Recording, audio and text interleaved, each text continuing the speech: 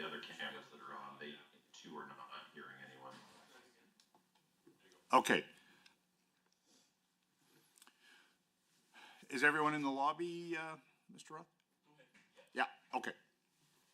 Okay, by way of background, this commission was appointed by the Speaker of the Legislature in late March of this year, and once we receive our appointment, the clock starts running in terms of the timeline for the commission. In April, we met briefly as a commission to discuss process and schedule, and in late May, we started our first round of public hearings throughout the province. We started in Pincher Creek in the southwest corner, and we've crisscrossed across the province, and we're concluding our public tour with this day of virtual hearings, and we have a full morning and a full evening of presentations. Our task is to do two things. As part of redrawing the boundaries, the legislature has expanded the legislature through its most recent act from 87 seats to 89 seats. And of course, in each electoral district, the voters in that district elect the MLA. So this is the first time there's been an expansion of the legislature in some time.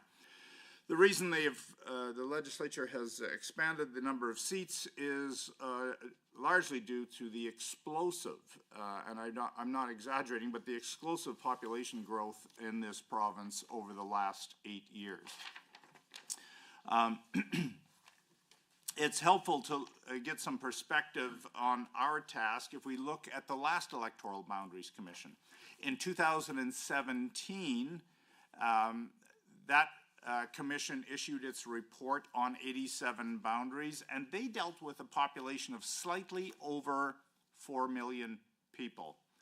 And the formula that commission used was to take the population of 4 million and I believe 62,000 and some, and divide it by the number of ridings of 87, and that gave them a mean average of about 43,000 and some persons in each riding. Can we have that screen? Yeah, 46,697 individuals in each electoral division. Of course, that is not the target amount for each electoral district. Rather, we have a range under our system.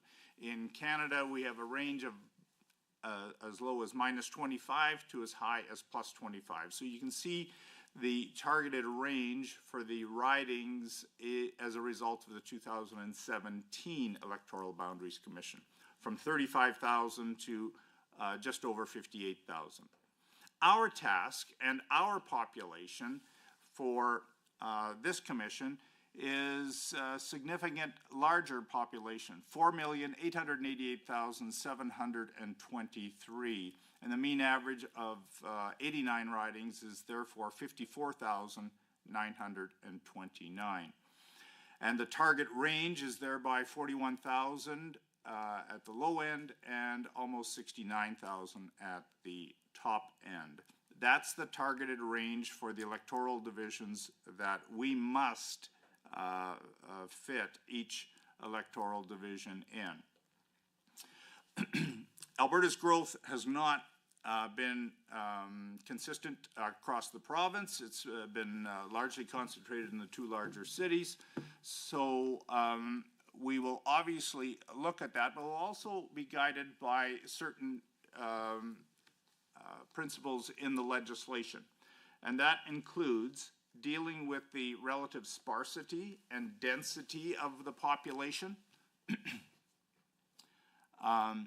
in order to arrive at effective representation. So we will be looking at sparsity and density of population. We'll also be looking at common community interests. Those are important factors in urban areas and in rural areas, but that is certainly a factor we'll be considering. We'll also be looking at geographic features, which predominantly will be features for us to look at and consider in rural context. Communication lines and transportation routes will also be a factor in designing the boundaries.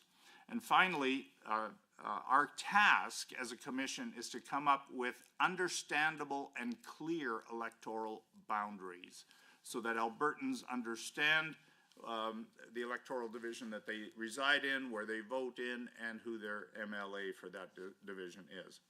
The legislation also gives us the catch-all of other appropriate factors to consider in drawing the boundaries.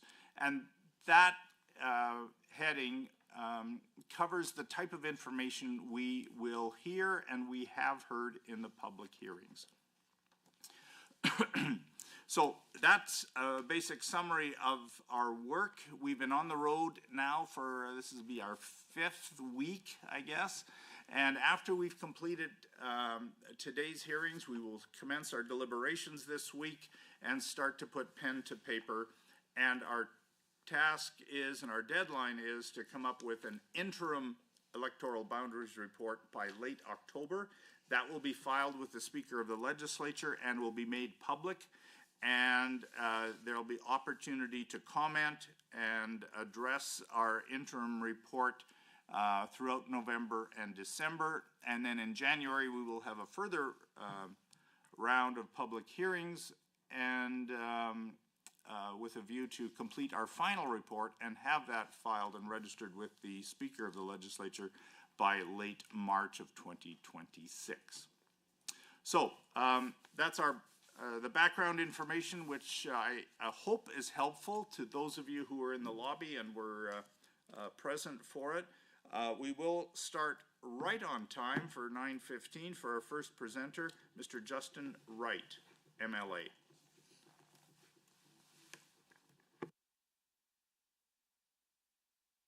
Sorry, one thing I should have said, you have 10 minutes for presentation. We have 10 minutes for presentation, and we will allow 5 minutes for question and dialogue from the commission. Well, thank you, folks. I don't think I'm going to be anywhere close to the 10-minute mark, but I will do what I can to present in the concise way my thoughts on the Cypress Medicine Hat and Brooks Medicine Hat riding boundaries. Thank you so much for your time on this important work. It is important to ensure that your work is being focused on the undertaking to represent Albertans in the best way possible. I have submitted a report that strongly supports maintaining the current electoral boundaries for Cypress Medicine Hat and Brooks Medicine Hat constituencies. In this submission, it reflects not only a practical argument, but a principled one that representation should be reflecting of real regional cohesion and not just population numbers on a map. Medicine Hat and its surrounding communities have become increasingly integrated across economic, educational, cultural, and service lines. The current, what I call urban, which is a combination of rural and urban, is not only functional, but foundational on how to best represent and deliver the expectations of this region. In the urban representation, blended ridings such as Cypress Medicine Hat and Brooks Medicine Hat are more than just geographical compromises. They are a means to represent in a robust way for the regional economy. As an MLA representing both urban and rural communities, enriching my understanding of what the needs are down here, it ensures that the legislative process that I walk through on a daily basis is that of a diverse view, meeting the needs and understanding the balance of urban centers as well as rural economic growth. While urban centers often drive economic growth, our rural areas supply the resources and cultural backbone. Together, they form a cohesive constituency that is greater than the sum of its parts. This blend ensures better governance, where urban priorities such as infrastructure, healthcare, and innovation are harmonized with rural concerns such as agriculture, transportation, and land use. It also produces more versatile, grounded regulators. I feel in this area, 2 MLAs are necessary, or a necessity, sorry, and not a luxury. In a time of regional voice in a time where regional voices are at a risk of being diluted, maintaining two constituencies that are blended, anchored both in urban and rural, is not just a luxury, it's a necessity.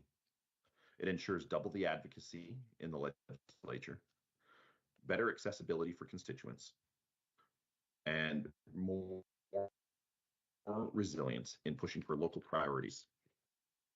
Considering the challenges of our region is actively managing urgent care investments, post-secondary innovations, major infrastructure upgrades, school expansion, and energy diversification.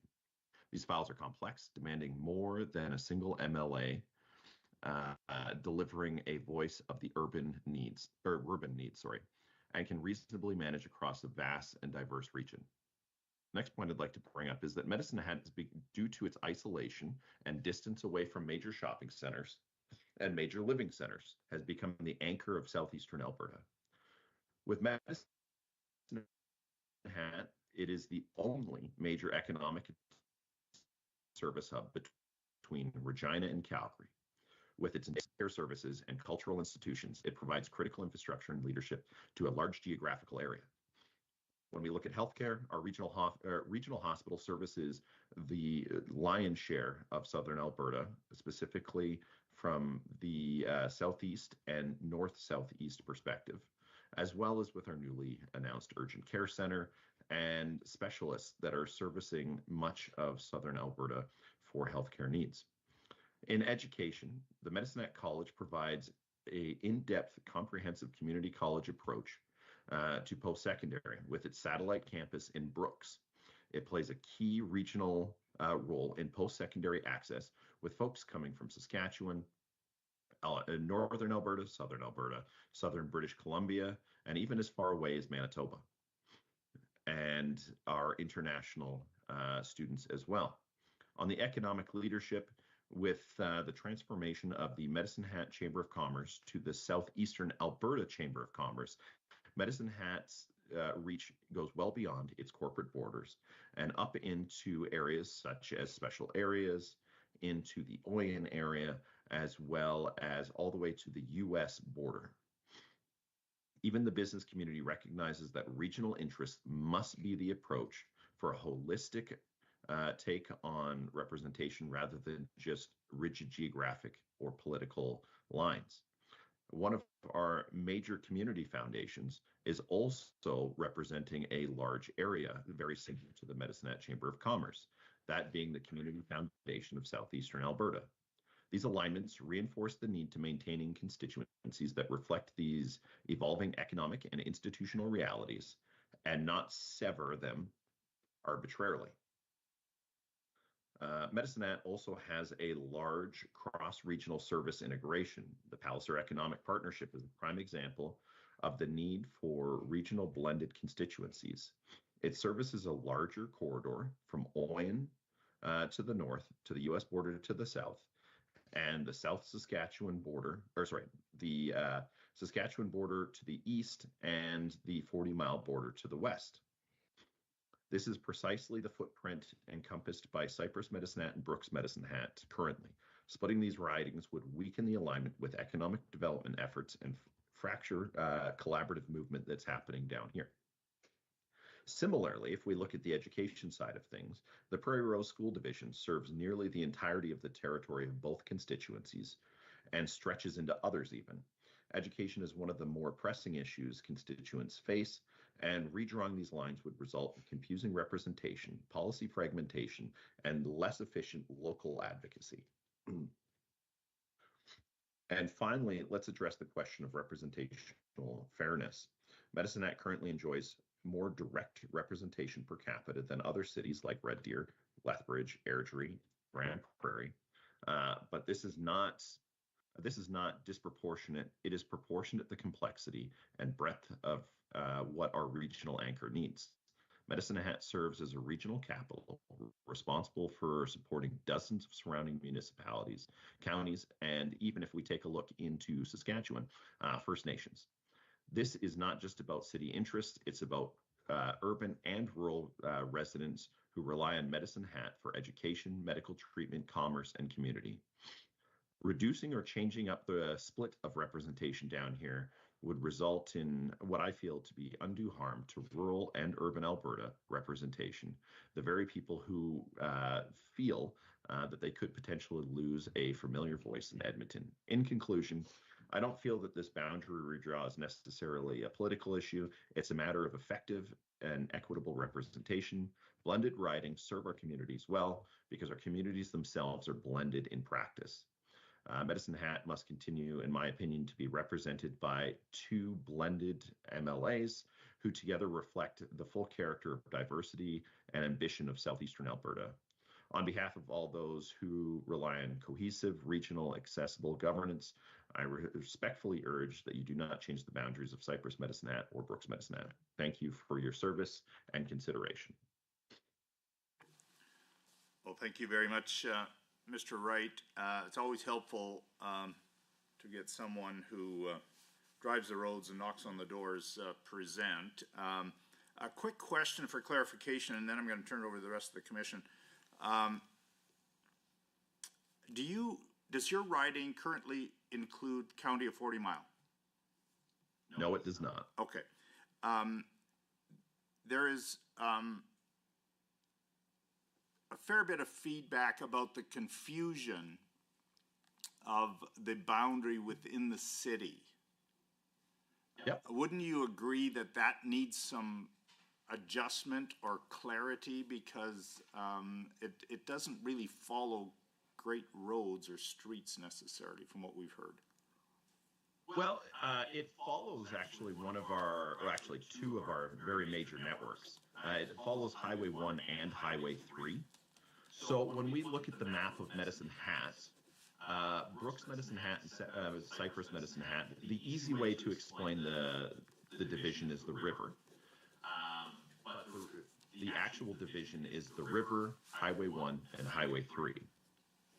So the river comes in to the west of town to Highway 1, and then Highway 1 comes down to Highway 3, and Highway 3, you follow it all the way downtown, and then it connects to the river again. So there is a very simple way to look at it, and that's the division of Highway 1 and Highway 3. Highway 3 also becomes known as Gershaw Drive. So I know when I was at the meetings in Medicine Hat that you find folks put together there that had great folks turning out. Highway 3 was already a divisional request that was made, and while those folks seem to misunderstand that Gershaw Drive is Highway 3, it's got a pretty clear division. I think the big challenge we've got is so often people just look at it as the easiest way to say it, the division is the river.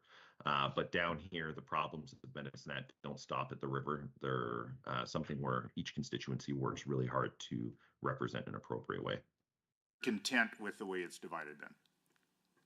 Yeah, Okay. if we were cutting down side streets in a very confusing way, I would wholeheartedly agree. But given the fact that you're following very major arteries in the community, I am inclined to disagree with their take on that. Okay. Let me turn it over to the rest of the commission. We've got about 5 minutes. Mr. Evans, any question?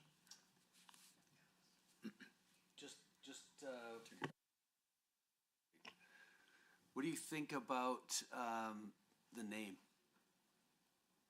I think it represents exactly what it's supposed to be doing. If we take a look at my writing of Cypress Medicine Hat, we're representing the historical Cypress County, as well as the Cypress Hills in that name, but also representing Medicine Hat. And when we take a look at Brooks Medicine Hat, I think it represents the two main economic and regional anchors in that space. As I mentioned, the Medicine Hat College has its Brooks location that are playing vital roles in post-secondary spaces. So I think including Brooks Medicine Hat and Cypress Medicine Hat as is represent the important features of each of the ridings. What about Medicine Hat Cypress, Medicine Hat Brooks?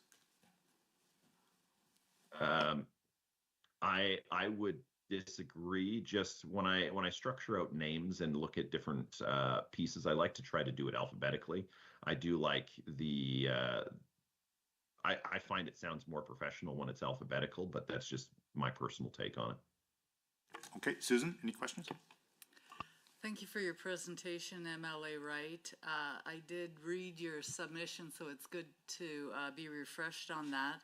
What I did hear when I was in Medicine Hat was that people were not sure about the Brooks being in the riding as a community of interest. Could you speak to that? Yeah, so, often when we joke in rural or remote Alberta, home is where the nearest Costco is, or at least that's the joke. And when we take a look, Medicine Hat's got a draw that goes beyond its corporate borders into surrounding areas. I come with a business background where we would regularly have business or customer interactions with as far out as Clooney to the north and west. As far out to Burdett on the south and east, and then obviously into Saskatchewan, it would be not uncommon to pull folks from there. Why I bring this up is it's incredibly relevant to know where your pool is in regards to folks that are impacted by what happens in Medicine Hat. And with the Brooks campus of the Medicine Hat College being located in Brooks, as well as it being one of our major destinations in which we pull folks for commerce. We have organizations in town, a great number of organizations that I have not gotten to talking about that represent folks and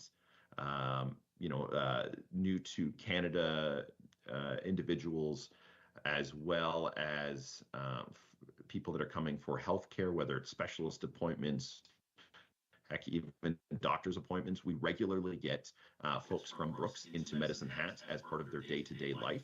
And Mr. Wright, I'm going to have to slow you down there. We're kind of cautious of time here, so I need two more questions.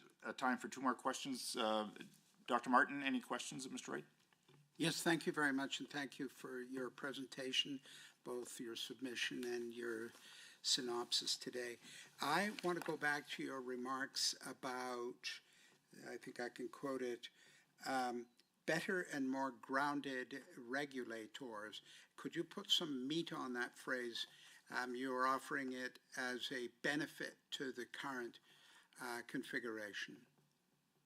Yeah, and perhaps when we take a look at the breakdown that we see right now in a one side or the other voice, having a blended riding gives us a better understanding of the needs that are faced by both urban and rural constituents. The main balance that I hear often is from a number of my colleagues on either side of the aisle that they only hear one side of the voice. And Alberta has got a long-standing history of both representing our main cultural and historical rural needs, as well as the economics of that, but also balancing the needs with the ongoing urbanization that we are seeing.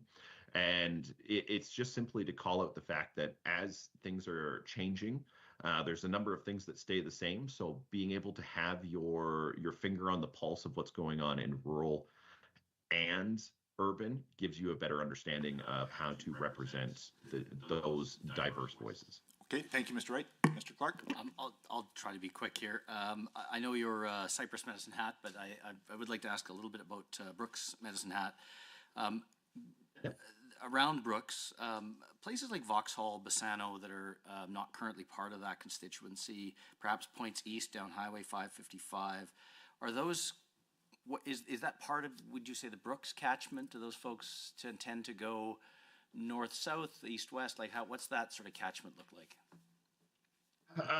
To be honest, I wouldn't be able to speak to Bassano or Vauxhall. I can say from my pre-political life that getting folks from Bassano and Vauxhall was not uncommon down this way, as again being the only major shopping center between Regina and Calgary. But outside of that, I couldn't begin to expand on Vauxhall and or Bassano to help you out. Sorry. Would you say then that that maybe counts as having quite a bit of a difference then between those communities, if you're not that familiar with their patterns? Well, Vauxhall, well, truth be told, Vauxhall, if I go back to my high school days, we used to help out with the Vauxhall Rodeo as part of our team building for football. Medicine Hat's impact on Vauxhall, I would say what's good for the goose is good for the gander. When it comes to Bassano, Bassano is certainly more tied in with Brooks, going back to your first question, or your first portion of that question. But truth be told, I personally, and the reason why I just say this is I personally have my focus on my riding, as well as where key stakeholders from my riding, what sandboxes they play in. So as an example, with the Medicine Hat College that I've talked about, the Medicine Hat Regional Hospital, as I've talked about, a number of specialists in there, they have patients or students or facilities that are in those areas and add to the tapestry that is. And that would be what I'd be able to offer you. Okay, thank you very much, Mr. Wright. And thank you for your presentation and for coming.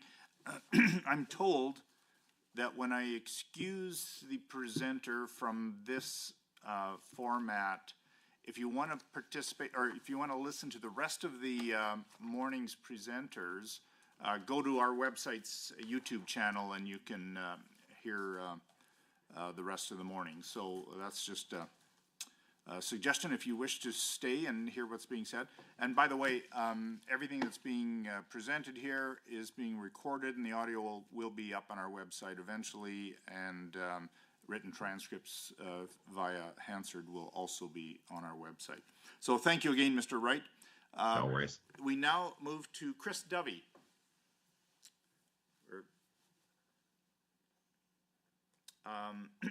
Mr. Chris Dovey, can we hear you by unmuting possibly? Hang on, sorry. Can you hear me now? Yeah, we can. Oh, great. Sorry, thanks. Thank you, commissioners, for giving me the opportunity to participate. My name is Christopher Dovey. I have lived in the neighborhood of Forest Heights in Calgary East for over 25 years. Over this time, I have endeavored to help my community wherever possible. I have sat on the parent councils of Holy Family Elementary, Bishop Kidd Junior High, and Father Lacombe High Schools. I have also sat on the Citizens Land Use Committee for the David D. Outen site, the board of the Albert Park Radisson Heights Community Association, and the Forest Lawn Ethnocultural Association. I want to speak to you, to the commission today about Calgary East. First, Calgary East has a unique composition. Its boundaries need to be aligned with Calgary's municipal boundaries and should not include parts of neighboring rural communities. The complexion of Calgary East is visibly and demonstrably different from bedroom communities like Chestermere. Calgary East is practically an inner city community with visible minorities and a high proportion of technical, skilled, trade, and blue-collar workers. Calgary East has a high population of low-income Calgarians, ESL Calgarians, as well as a high percentage of renters. Contrast this with a community like Chestermere, and the difference is vivid. I have rarely, if ever, interacted with citizens of Chestermere, nor have I ever met anyone from there in my various community engagements over the years. According to the 2021 census, approximately half of the residents of Calgary East identify as a visible minority. Within this, there are 18.9% who identify as Black, 28.6% as Filipino, and 21% as Southeast Asian. Further, Calgary East has the highest percentage of female sole parent households in Calgary. From a newly constructed major roadway, which includes a dedicated express transit route to downtown, the continued vibrancy of International Avenue, a fully renovated Forest Lawn Library, and finally, the development of the David D. Outen site, Calgary East has worked hard to connect better with the city of Calgary as a whole and provide better services to its constituents. Growth in Calgary East is evident from the continued development of new home builds and mixed-use builds popping up throughout the community. These homes provide much needed inventory for people looking to get into the housing market in a more affordable way than other communities in Calgary. Some issues that affect East and not hybrid East/rural/Chestermere. Families dependent on breakfast and lunch programs in schools, affordable housing, rent controls, caps on insurance, living wage, not a minimum wage. Many of the constituents are working multiple minimum wage part-time jobs. Many families are relying on the food banks to feed their families. Little to no support for English language learners. No extra funds to support extracurricular activities for youth. An increasing unhoused population, and different demographics, which are paramount, causing inequities in schools and education. The Greater Forest Lawn area was designated as high needs in the early 1990s with special funding for schools.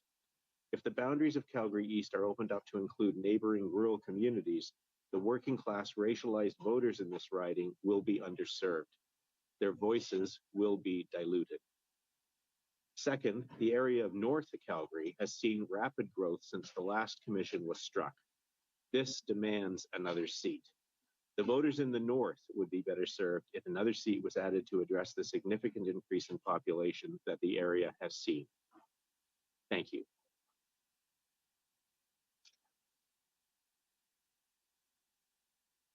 Thank you very much for that presentation. I believe this was, you may have been the first person to speak specifically to Calgary East. I'm going to start with Mr. Clark for any questions or comments. Yeah, thank you very much. I'm just looking at my data here. And I just wonder if you could maybe comment specifically on the growth patterns in Calgary East. And we look at a map there, I think what you say seems to resonate in terms of there is quite both a, there's a sort of a physical gap, I guess, between Calgary East, there it is, if you can see that, just the words Calgary East and the population numbers there, east of Stoney Trail. Can you tell us where the development's happening and sort of, again, maybe just speak a little bit to the sort of connectedness of Calgary East, and perhaps in particular, I understand, is that Forest Lawn there just on the left there, 17th Avenue Southeast and 36th Street. Is that Forest Lawn part of Calgary East? So two questions, where's the development, and just confirming where the communities are. Yeah, so you're quite correct about the communities and the dividing lines. So I see a lot of development occurring in my area, which is Radisson Heights and surrounding on 36th Street southeast going towards 17th Avenue. So from Marlborough Mall to 17th Avenue, there are 7 new builds, multi-housing units being built around there. There are a few others happening in Southview, and there are a couple of larger scale mixed use facilities which are happening or have happened on our portion of 17th Avenue, International Avenue, before you get to that dividing line. So those would be the kind of the major ones. I'm not entirely certain, since I'm no longer involved in what's happening with the David D. Elton site, but it is being remediated. It's all plowed down. And as far as I understand, it's going to be a combination of a large affordable housing, multifamily, and mixed-use development area. So those would be kind of the major projects that I've noticed. In the last couple of years, I've certainly noticed a lot more, single-family homes new homes being built and things like that, as I kind of bike and walk around the community. That's really helpful. Thank you. Dr. Oh, Marshall. you're welcome. Thank you.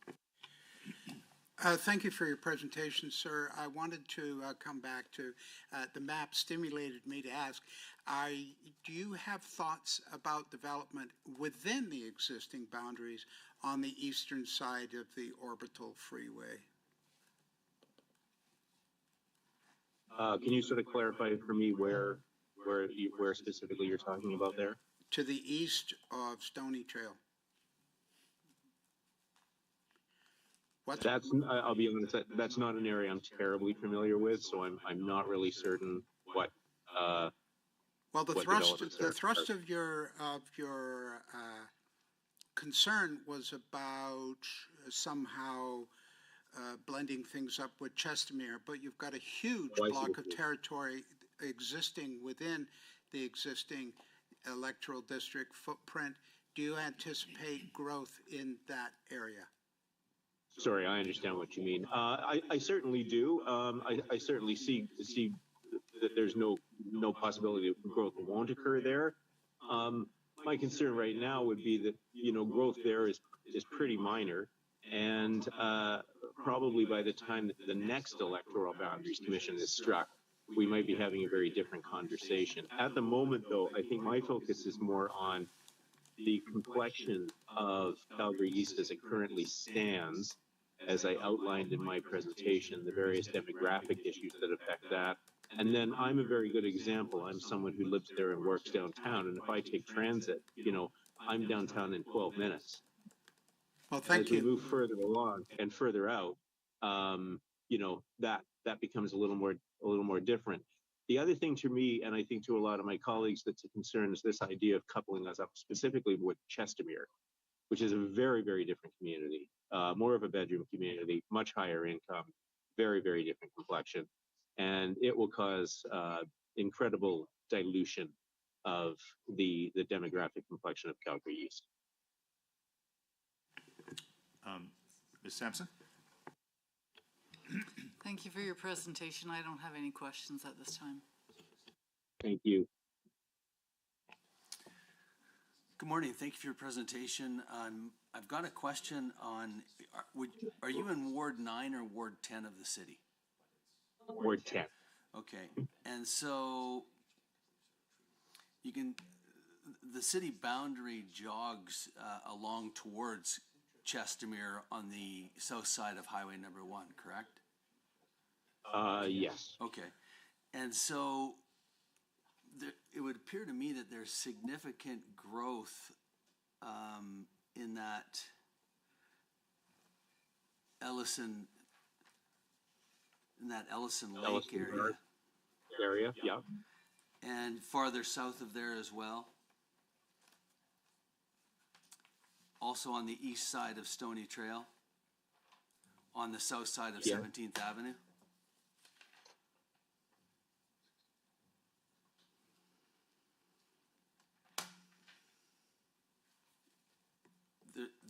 You'd agree with me, there's significant growth there?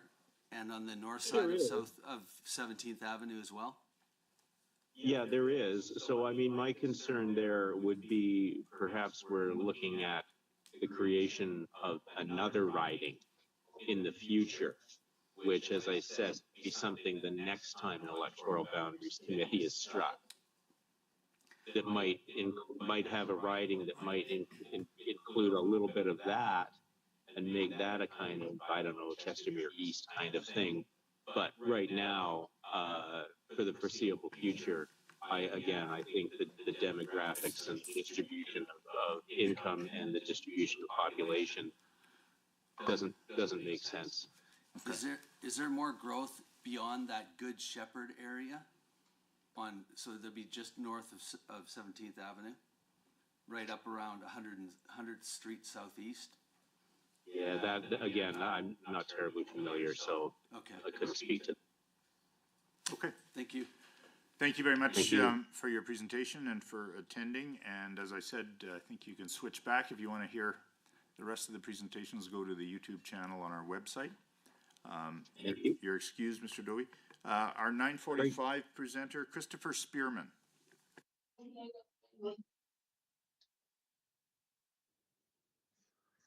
Good morning.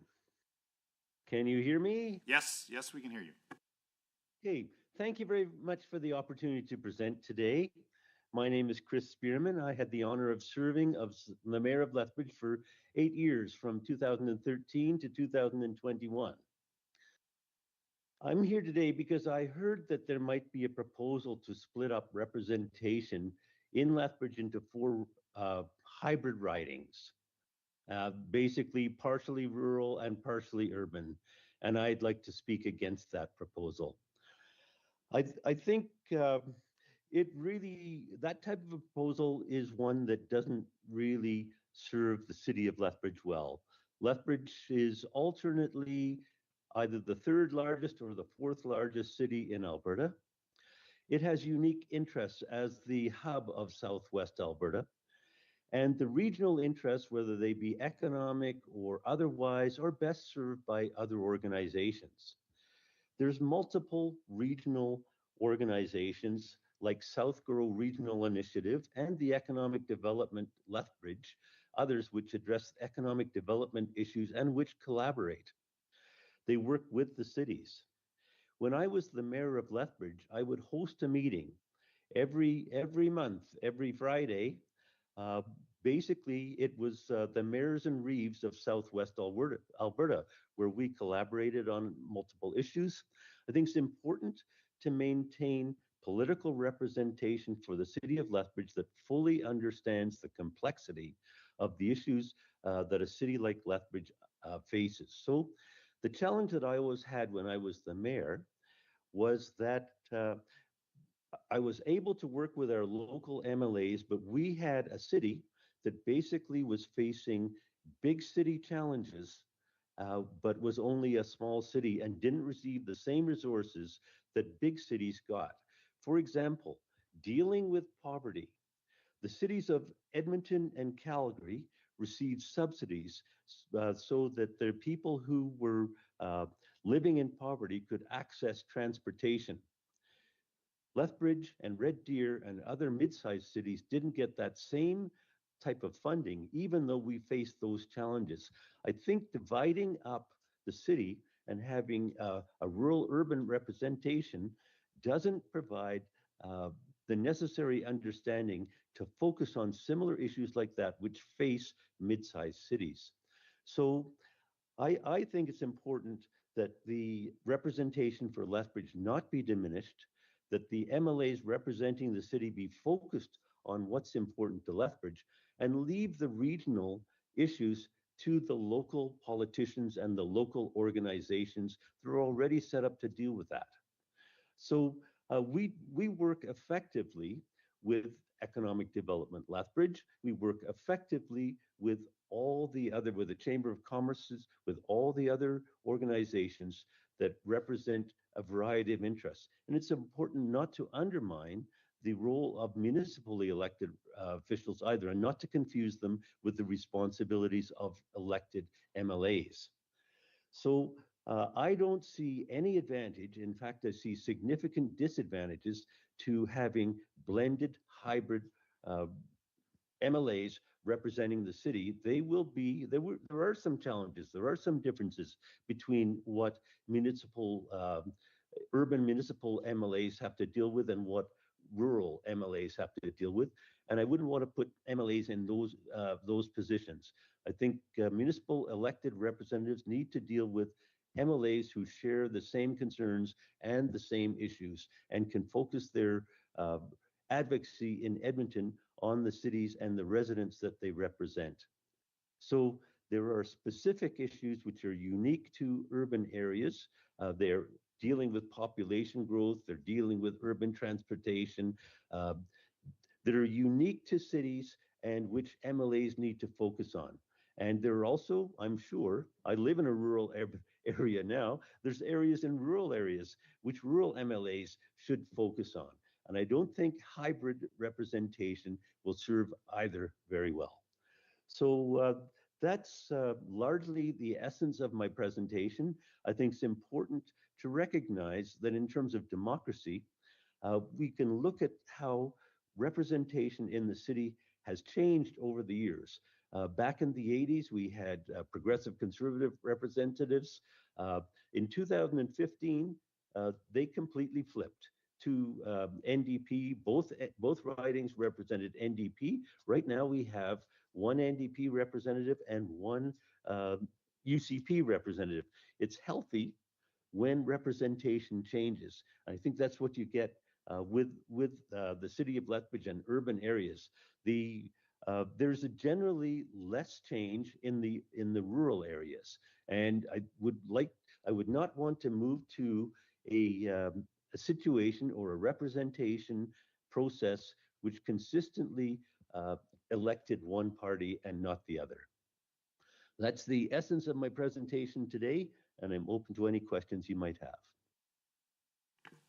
Well, thank you very much, sir. Mr. Evans, any questions or comments of this presenter? Good morning, Mr. Spearman. Thank you for your presentation. If what I understood, what I heard, your concern is mostly as it relates to the electoral outcome of one party versus another in terms of changing the boundaries. Is that right? No, not exclusively. I think I talked to the effectiveness of representation for the city as well, the uniqueness of the issues in an urban environment versus a rural environment, and I'm not confident that a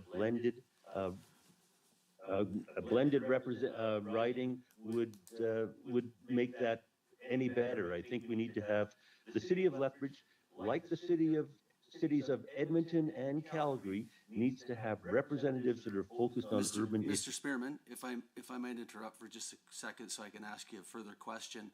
You'll agree with me that the factors that you're talking about in terms of, and I'll just list some of the responsibilities listed under the MGA for the municipalities: safety, health, welfare, activities of people, nuisance, transportation and transportation systems, business and business activities, public utilities. As a former mayor, you'd agree those are responsibilities of the municipality and don't fall within the direct mandate of an MLA. So can you explain to me what would be unique in terms of those municipal responsibilities vis-a-vis a councillor in the city of Lethbridge versus a councillor and a reeve in the county of Lethbridge or county of Cardston or county of Warner? Yes. For example, transportation was one of the issues you listed, and I gave an example of how the cities of Edmonton and Calgary lobbied successfully with their MLAs to receive a benefit for those people who live in poverty, a transportation grant from the provincial government. We didn't, we need to be able to have our MLAs lobby for those types of things as well.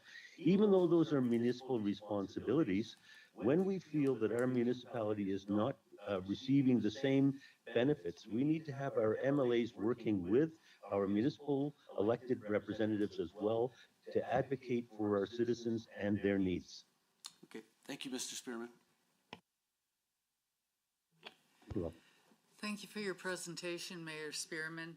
I have a question. We heard a presentation when we were in Lethbridge regarding the need for the hybrid riding, and I understood that it was important because of the economic development and investment in the rural, that we needed to band together the city and those 4 regions surrounding it. Could you comment on that? Yeah, I don't believe that at all. I was employed in the agri-food sector before I was mayor. I worked in the industrial sector in the city of Lethbridge. I was a founding member of the Economic Development Lethbridge back in 2003. And when I was mayor, I was the vice chair for 8 years of Economic Development Lethbridge. The county of Lethbridge has a representation. The board has 25 members. I led an economic development trip to China and Japan in 2017. We had representatives from South Grow Regional Initiative on that economic development tour. We collaborated together with economic development and the communities around us. So although economic development is one aspect of what municipalities do, smaller municipalities rely on those regional organizations like South Grove to do a lot of their economic development work, and that's work that's separate and apart. We work together with our MLAs and with the provincial government and with the federal government to support economic development attraction as it is. And I don't believe that creating hybrid ridings is going to enhance that in any way. In certain investments within the city of Lethbridge, because we're one of the few that have, we supply water and wastewater services on a regional basis. That needs to be managed. We need to collaborate with our communities. For example, Mr. Spearman, I'm going to ask you to maybe cut it short because we have a couple more questions and I'm under a time limit here. So I'll move on to Dr. Martin. Sorry about that. Hey. Thank you, Mayor. I just want to say I understand exactly the argument you're making, and thank you for making it so clearly. I am puzzled, however, about the notion that let's say we have a thought experiment. Let's think of some hybrid ridings. You've got additional MLA advocacy, not less. And we've heard from an earlier speaker today, as a matter of fact, that enriches their advocacy to have several points of view. And every politician I know is able to advocate for several things simultaneously. So where's the problem? Well, that hasn't been entirely my experience. I think when I've dealt with rural MLAs, I think they do a reasonable job, but the rural perspective is unique from the urban perspective. And I don't see, I think people who are specifically from the city, I think, as I've said, I think Lethbridge deserves what Calgary and Edmonton already have, and that is MLAs that are focused on fully understand the needs of an urban center. Great, thank you. I'm wondering, in your time as mayor, either before that time or since, has there ever been any consideration of annexing Colehurst, Brockburn, maybe as far away as Coaldale? And if so, or even if not, would you agree that that proposal would not be embraced warmly by those communities because of their significant distinctions from the city of Lethbridge? I think that's true. I think municipalities have to respect what each are doing. Each are specialized in what they are. And I think the notion, there's been some efforts to deal with regional municipalities, and we have considered in the past, should we be regionalized with the county of Lethbridge? The county of Lethbridge is one of the poorer rural counties in Alberta. And would they benefit from being part of the city of Lethbridge? And the challenge is always going to be levels of taxation. Urban centers generally have higher levels of taxation because they provide more services. And rural areas and rural municipalities are more reluctant to join with larger urban areas because they don't want to inherit some of those costs. A few years ago, we regionalized our police force with the town of Coaldale, and very quickly they were unhappy with the cost structure. And they subsequently asked to get out of that agreement, and we agreed they could, and they decided to go pursue the RCMP. I think it's an example of how rural needs are different from urban needs. But we need to provide those level of services in the city that rural areas don't necessarily need to have or want to have and don't want to pay the cost of. Okay, thank you. Thank you very much, Mr. Spearman. And I'm going to take this opportunity maybe just to comment. Our responsibility as a commission is to ensure effective representation for Albertans. And a recent, not so recent, but a court challenge to Alberta's boundaries a few decades ago painted the picture in this very simplistic terms. Effective representation in Alberta can be achieved by either increasing the number of MLAs, or secondly, eliminating the number of rural MLAs, or more rural MLAs, or thirdly, come up with hybrid ridings. That are only the three possibilities for us to keep effective representation for Albertans. The reality is 2 ridings are probably insufficient, 2 new ridings, given Alberta's population growth. And you made the comment about Lethbridge being the same as Calgary and Edmonton. I'm sorry, it isn't. It can't be now because of the huge population growth that both Edmonton and Calgary have experienced, and it's not been quite as significant in the other cities. So I hope you appreciate the mandate that we have. We have to adhere to effective representation, which is grounded in Section 3 of the Charter of Rights, and we have very few options in terms of redrawing the map. So I probably should put that in the my introductory comments, but thank you very much, Mr. Spearman, for presenting, and thank you for helping us stay on time as well. So I'm going to move to our next presenter, Leona Isau. Good morning. We actually have a presentation. I'm just going to share it on the screen, and myself and my colleague Megan Stewart will be delivering the presentation.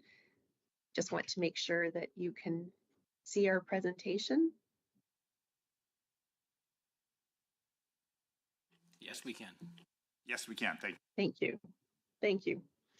So good morning. Again, we are Leona Isau and Megan Stewart in the Government Relations and Grants Department at the City of Airdrie. Thank you for this opportunity to provide input to the 2025 Alberta Electoral Boundaries Commission review. As a fast-growing municipality, we believe our unique population and development trends should be considered as new provincial electoral boundaries are redrawn. It should be noted that our presentation today is based on our submission from May. I hope that switched over. Sorry, I cannot see my presentation. Does the presentation have current representation challenge at the top of it? No, it doesn't. Okay, hang on. Sorry. We can't apparently help you because we don't have it. So you're going to have to work on moving the slide on your own there. Yes, that's what I'm.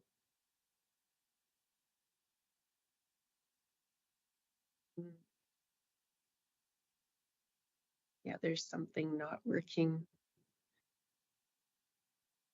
Here, or that button. Which one? This right here. Yeah, I just did that. And then share.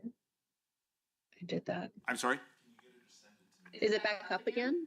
Are you able to send it to slide? info?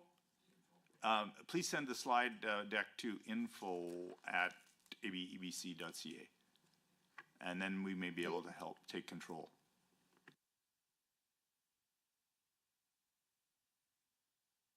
Sorry about that.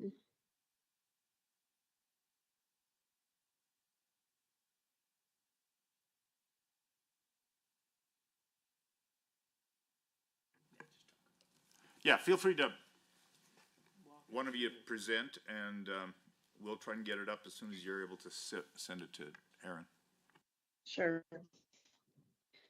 So the City of Airdrie is Alberta's fastest growing city and is currently underrepresented in the legislature, as our 2 existing electoral divisions exceed the provincial average by 37.6% and 23.8% respectively.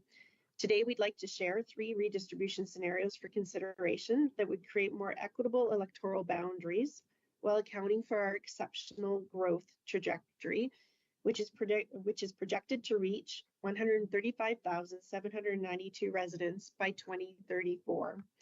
Our proposals would help create electoral divisions that maintain balanced population levels during the next electoral cycle, ensuring sustainable and fair representation. Airdrie is currently divided between 2 electoral divisions, Airdrie-Cochrane and Airdrie East. According to the Commission's own data, these divisions significantly exceed the provincial average population. Airdrie Cochrane with almost 76,000 residents, and Airdrie East with approximately 68,000 residents. The substantial deviation from the provincial average of 55,000 residents per electoral division means that citizens in our community have less proportional representation than those in many other Alberta constituencies, and the significant growth anticipated for the community in the next 10 years is not accounted for. Did you receive the presentation by any chance? We do have a map on this next one. I can speak to it. The map just divides Airdrie into 4 quadrants and shows the significant population in each one of our quadrants. Although our 2025 census numbers have not been released yet, these are based on our 2024 data, but we do know that we will be over 90,000 people when our census information is released here in a couple of weeks. Our next slide just shows some growth with our planned areas. And then if the presentation is there, it's Airdrie's exceptional growth. In our fast-growing province, many people are choosing to call Airdrie and Cochrane area home. From 2016 to 2021, when the provincial growth rate was 4.8%, Airdrie's population increased by nearly 20%. Our population is projected to reach nearly 109,000 by 2028 and 136,000 in less than a decade. Oh, thank you. We have it now. Thank you. There we are. Is that one there? This exceptional growth is demonstrated by our recent development activity. 15 residential communities currently under construction, almost 30,000 occupied dwellings, and 1,428 housing permits issued last year alone, accounting for 42% of Alberta's housing starts outside of Calgary and Edmonton. This is unprecedented growth that demands boundary redistribution consideration. We appreciate consideration for boundaries that can accommodate our current population disparities and anticipated future growth, ensuring fair and effective representation for our residents over the coming decade. And on to the next slide. And I'm just going to turn it over to Megan for the scenarios. Thank you, Leona. So here's just a quick look at our 3 proposed redistribution scenarios. So just move to the next slide, please. We recognize in this chart, you'll see the numbers here, that several of our scenarios may start out slightly below the average, but they'll quickly grow to appropriate levels and will likely exceed the average again before a future review begins. The population data we've used is based on our 2024 municipal census data and population estimates from our newly occupied dwellings. Estimates of current and future population reflects population growth within the City of Airdrie municipal boundaries, but in this chart here, we've reflected a conservative estimate for the rural areas. If you just want to go to the next one, it's just a kind of a series of maps that we'll move through fairly quickly. Our first scenario is a north-south division. This was the map similar to when Leona's slides were just getting pulled up. It's a north-south division using Yankee Valley Boulevard, one of our major thoroughfares, to divide the community. This scenario includes the community of Crossfield to the north, and then it doesn't add in any rural residents. This is just City of Airdrie population data and the town of Crossfield data, but doesn't include rural, which would obviously increase the numbers. And the next slide will show the future population estimates, and again, just represents what we know for our own Airdrie population growth, and they don't account for any growth within the town of Crossfield, and obviously no growth for the rural areas. If you move to the next slide, it shows some potential north riding boundaries, which could include all areas north of Yankee Valley, including the town of Crossfield and rural route 772 to the west, township 290 potentially to the north, and rural route 791 to the east. The southern riding would go to the Calgary city limits, which is consistent with where the Airdrie ridings exist today. And to the next slide, we're showing one proposed east-west scenario. So this one doesn't include the town of Crossfield, and it would divide Airdrie basically along the CPKC rail line for the most part, between an east-west division. And in the next slide, we see the change to the future growth with population increases in our NSP areas. And again, this map and these numbers do not include any rural population. The next one, our final scenario is again an east-west division, just like the one we looked at before, but this one does include the town of Crossfield. It uses primarily the CPKC rail line. And then the numbers here just include City of Airdrie numbers currently and town of Crossfield numbers currently. In the next map, show the future increases. So a pretty well balanced two options here with the population numbers fairly consistent. The last map shows some potential geographic boundaries along the same similar lines, rural route 772 in the east, or in the east, rural route 791 to the west, and then township 290 at the north, and the City of Calgary boundaries along the south.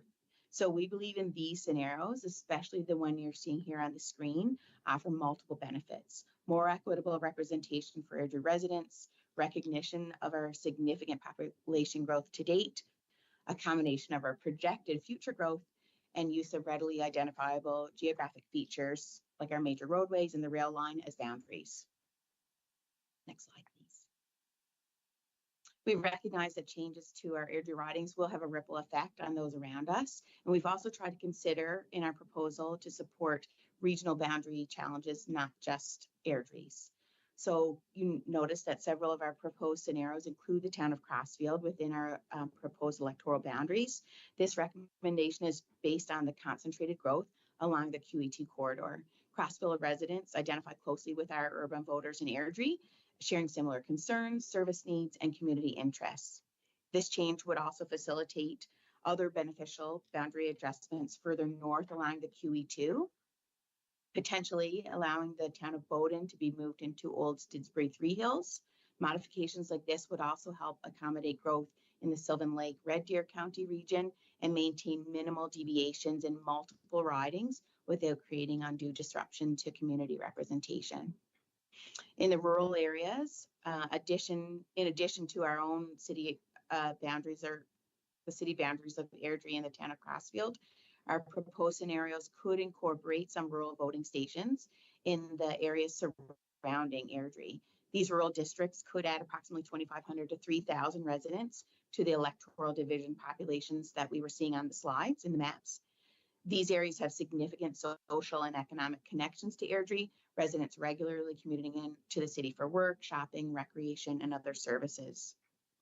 And finally, while our submission focuses, one more note on that other slide. Our submission focuses primarily on Airdrie's electoral boundaries. We would support the creation of a dedicated Cochrane electoral division that would include the Bearspaw area, which would have strong community ties to Cochrane. Next slide, please. And it should be noted that the town of Cochrane is the second fastest growing municipality here in Alberta. The City of Airdrie appreciates the complex task before the Commission in balancing population equality with community interests across Alberta. Our proposed scenarios address both immediate and long-term representation needs for one of Alberta's fastest growing communities. Our proposals create community-focused ridings that reflect natural boundaries, travel patterns, and shared interests. The inclusion of Crossfield and surrounding rural areas in specific scenarios strengthens regional cohesion while facilitating beneficial adjustments to neighboring electoral divisions. We welcome any questions or requests for additional information that would assist the Commission in its important work. Thank you. Thank you, Ms. Esau and Ms. Stewart, for this very timely. And let me assure you, we have wrestled already with Airdrie, and we have seen maps, and we've had presentations, and I don't want to say great minds think alike, but maybe they do. So very quickly, I wish we had more time with you, so I'm going to limit it to one question per commissioner, very succinct, And please stay around if we have time at the end, maybe we'll try to bring in more time. So, Mr. Clark, question? Yeah, thank you. Great to see you. Maybe it's a slight. We also received a submission from Crossfield, which aligns with your suggestion. So that was sort of a question answered. I'm curious if there has been any consideration given to creating sort of one completely urban Airdrie constituency and then one hybrid, a little bit like how Grand Prairie is right now, if you've looked at the map. So there's a purely urban Grand Prairie, and then there's a Grand Prairie Wapiti with the surrounding area. Had you given any thought to that? And even if not, do you think there would be any value in doing something like that? So we had run some numbers that did have one primarily urban riding and then a hybrid riding, including the town of Crossfield. With the development that's occurring in Airdrie, and one of the slides in the very beginning just showed our projected population based on our neighborhood structure plans that have been approved. Very quickly, we would outgrow that urban riding. We just could not find a boundary that would allow a riding to be within and not outgrow by population over the 10-year period until the next electoral boundaries redistribution commission. So we really struggled. We really struggled with that one. That's great. Thank you. Thank you very much. And it's always wonderful to meet people who, like the commission, are map and demographically obsessed. And we are familiar with what you're talking about. We totally get it, and we congratulate you on doing the hard labor of putting together those scenarios. My question is specifically about the growth projections. And I'm very interested, everybody talks about growth projections, but I really am interested in what is imminent and tangible. And in your case, I suspect that's the number of development permits. And so, for obvious reasons, we would like to hear about growth, high probabilities of population growth within the next 5 years. And I wonder if you could speak to that on the basis of the permitting evidence and any other evidence that you have to hand. Sure. So last year, as I noted, Airdrie permitted 1,428 doors in our community, which was 42% of all of the homes permitted outside of Calgary and Edmonton. So 42% of all the doors built or permitted were done here in Airdrie and the rest of the province. What we know is we have slowed slightly this year, but we are seeing more multifamily and townhouse units come on the market as affordability continues to be a challenge for Albertans. We expect that our numbers will continue to grow like we saw last year. Airdrie really is a community of choice. For example, I drove across our community from the far northwest to the far southeast this morning in 10 minutes. So there is a real desire for especially families to come live here. We do not see, and even in speaking with our development community, we do not see that growth slowing beyond, I guess, what the population of the whole province would. So the 20% growth rate that we had, that we referenced early in the presentation, we're expecting that again. And even our own growth estimates, we have surpassed that and now require a major wastewater upgrade to accommodate future growth. And we can get you the numbers. We can send those separately to you if you'd like. Thank you for your presentation, and I know that you didn't dwell at all on the fact that Cochrane is within your riding, but can you speak to how it is the lay of the land on the ground reality, having two major centers, two large urban municipalities, Cochrane and yourself, in the same riding when we look to understand representation? Sure. So as you know, right now we have Airdrie Cochrane riding, And then we have Airdrie East. And for us, our Airdrie East MLA does live within our riding. The Airdrie Cochrane representative lives in Cochrane. Cochrane is growing, and so is the surrounding area. If you look at Harmony and Bearspaw, all the way along the 1A, is continuing to grow. When you look at the numbers between our two municipalities, we're already over that threshold. I think it has been difficult for the MLA from Airdrie Cochrane to effectively represent both communities, although we're similar in terms of the infrastructure that's required to support growth. Our communities are significantly different from one another. And where we have experienced some challenges is that although we have two MLAs, I don't think we've always had two MLAs that were focused on Airdrie.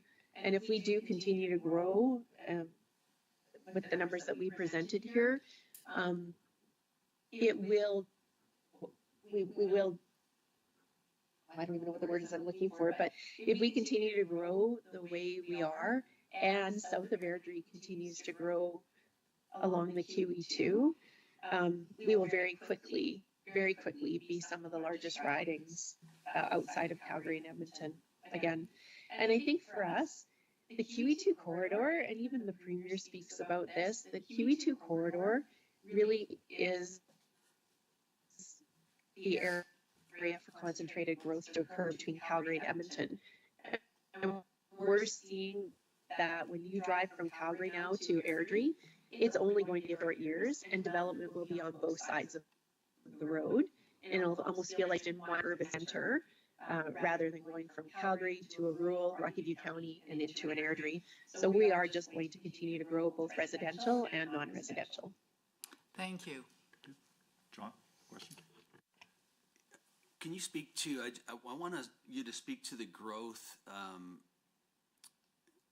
and juxtapose the growth on the south side of QE2, so the southwest and the southeast. It seems to me that there is a choking point or a bottleneck on the southeast, but the southwest will continue to grow. Is that also true with respect to the northwest of Airdrie, so the west side of the QE2 going north? Yeah, sorry, we're just looking for our map here. So most of our development really is concentrated in that southeast, and you are correct. We're up against our boundaries there. There are a couple of quarter sections still to be developed out. Thank you. There are still some to be developed out there. We're primarily seeing our construction in that southwest and in the northwest, and even in the northwest, it's along the hill up and over to the Old Center Street or Range Road 11, 13. I think it's 13. Range Road 13. Is the growth faster on the south versus the northwest? Yes. And is there a larger area to develop and easier to develop on the southwest as opposed to the northwest? Yes. Okay, that's what I needed to know. Thank you. Well, thank you so much.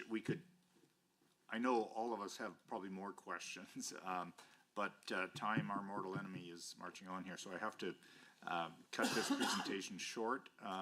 As I said, you can follow the rest of the audio on our YouTube channel, and we'll see if there's any no-shows, and if you want to continue more, we might be able to do that. Thank you so much for presenting. Thank you. Our next presenter and our last presenter before our morning break is Patricia Williams. Good morning. Good morning. Everyone hear me? Yes, yes. You're 10 minutes late in starting. Williams. I want to present my comments on Lethbridge. And I wasn't aware that Chris Spearman was going to present ahead of me, but some of the things I'll say will be similar, some of them will be different. But I live in Lethbridge West, and I've been here for 35 years. And I've never been a politician. I've never been elected to anything. I'm a retired respiratory therapist. And the last 12 years of my career, I worked in a position for AHS that provided service to several rural communities in the surrounding area, including Fort Macleod, Picture Butte, Tabor, and Milk River. My thoughts and ideas come from my position as a healthcare worker interacting with these rural communities and the people that I saw there. I've read the transcript of the May 29th meeting and note the statements of several community members who cite some good reasons for maintaining the status quo and keeping the constituency boundaries for Lethbridge West and Lethbridge East consistent with municipal boundaries. I've also read the presentation that is distinctly different in proposing to divide the two constituencies into 4, which we previously discussed. And this looks nice and well organized in theory, but I have some concerns about how it would work in reality. Calgary and Edmonton, and I have lived in both, tend to look at everything outside themselves as rural. I do not consider myself to be living in a rural community. Lethbridge currently has a population of about 111,000 people, a university, a polytechnic institute, a symphony, a full-service hospital with an intensive care unit and specialists, a full-time professional fire and ambulance service. This is a city. There is no precedent in Alberta in a community of Lethbridge's size to be divided into 4 ridings. The presenter of this model compares Lethbridge with the 2 ridings in Medicine Hat, which incorporate large rural areas from Brooks east to the Saskatchewan border and south to the Montana border. Medicine Hat has a population of about 67,000, which is a bit large for 1 riding, but not big enough for 2. In addition, there's a large area of rural population that isn't terribly large, and the combined rural-urban ridings serve a purpose in that area. Applying this model to Lethbridge would have no advantages for the city at all. In fact, dividing a city of 111,000 people into 4 quarters that hasn't even adopted a municipal ward system would make no sense at all. There are some parallels between this model of electoral boundaries and the rural job I worked at. Lethbridge was, in theory, my home base, but after one of AHS's reorganizations, I did not have a home base here any longer. I was tasked with Milk River on Tuesday and Tabor on Wednesday and Fort Macleod on Thursday and so forth. If the weather was bad and it was not safe to travel, I had a problem. Working from home was not an option in those days. One of the first things I learned in this job was that each community was different from Lethbridge and different from each other. Communities varied in size and the healthcare resources they had, but on paper, they were all the same. It solved a problem for management to be able to say that those places had an RT assigned to them 1 day a week, but they weren't the same. Tabor had 10 doctors, while Milk River struggles to keep 1 or 2. The next thing I learned was that I was dealing with people with healthcare issues, not just sites and equipment.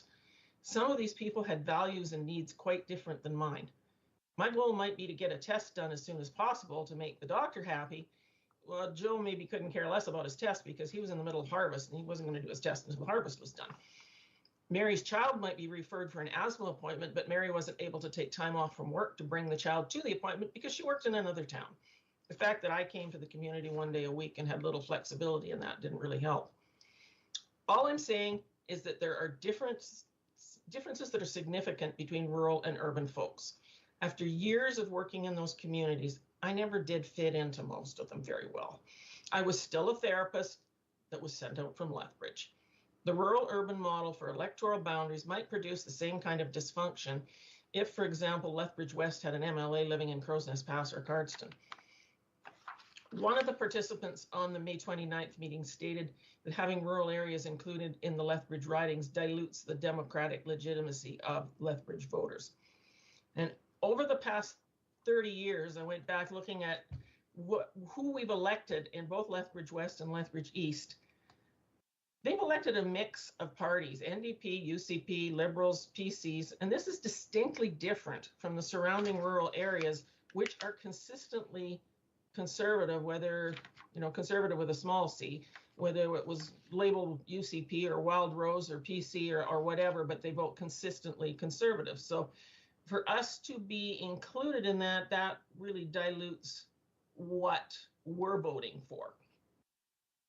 And Belinda Croson, who is our local historian, noted that Lethbridge has had no rural elements in its electoral boundaries since 1909, and that the two-riding system we have today came into existence in 1969.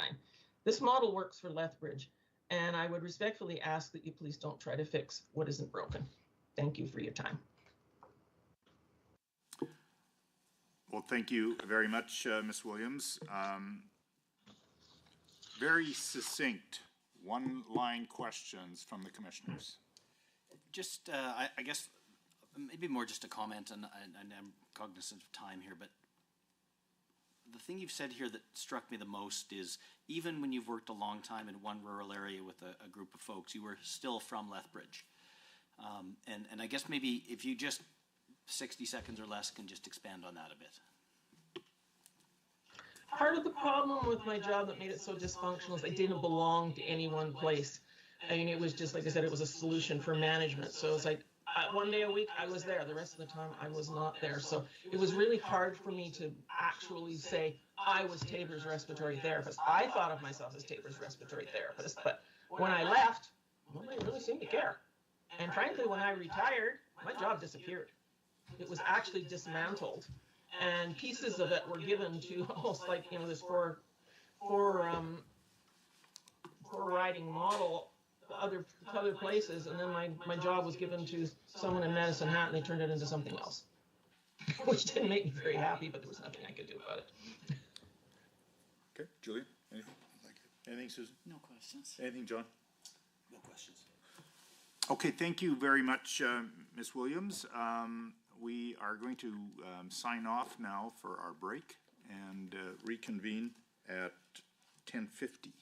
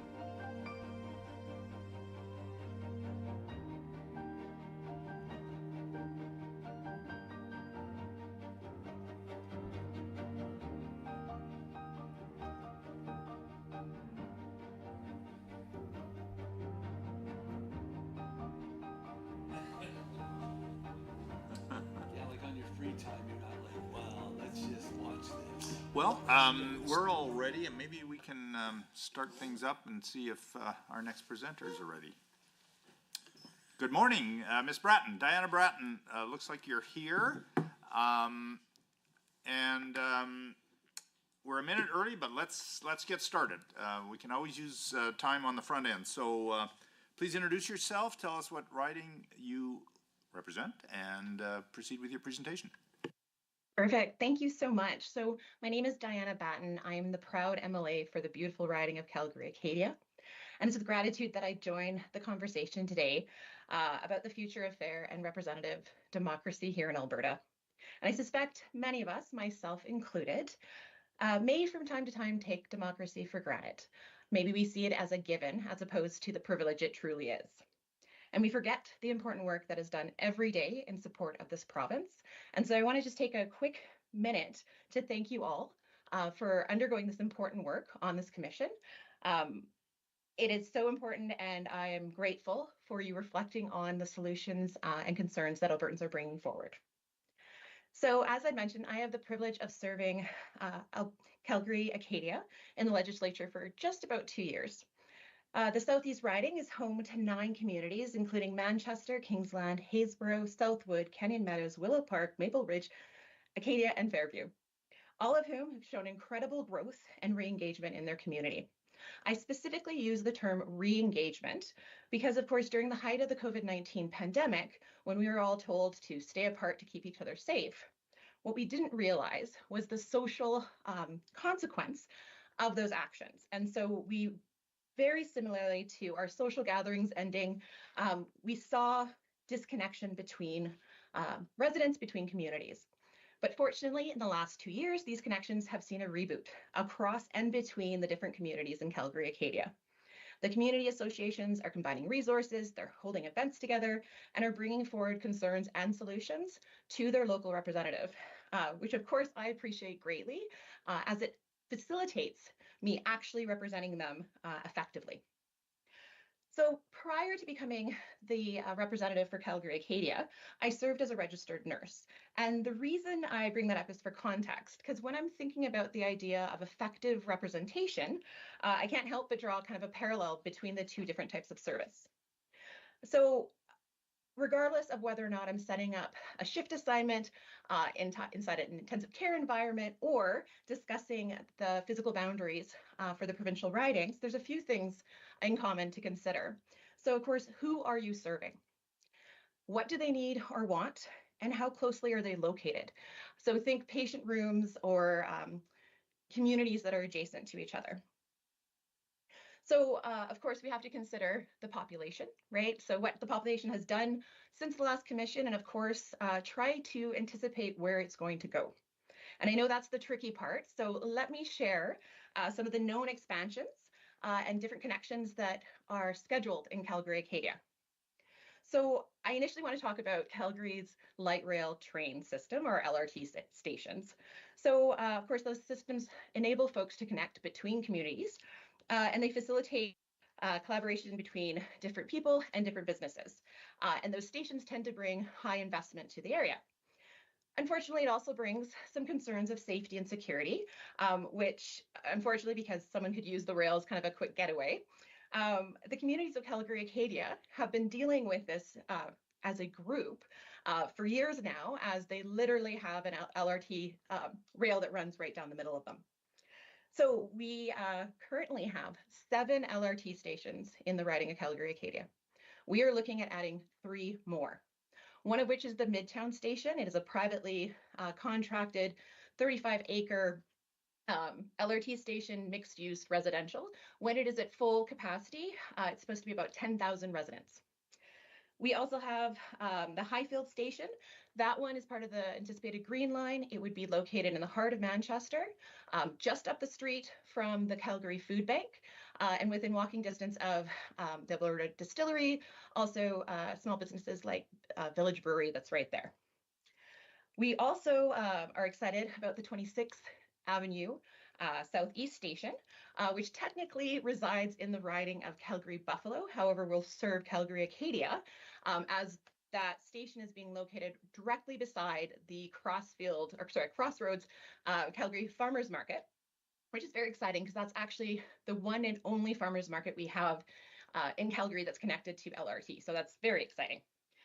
Other growth that we're anticipating, the east side of McLeod, north of Glenmore. So if you think about kind of across the street from Chinook Mall, there are plans to develop that entire area very similarly, or it sounds very similar to what they're doing at Midtown.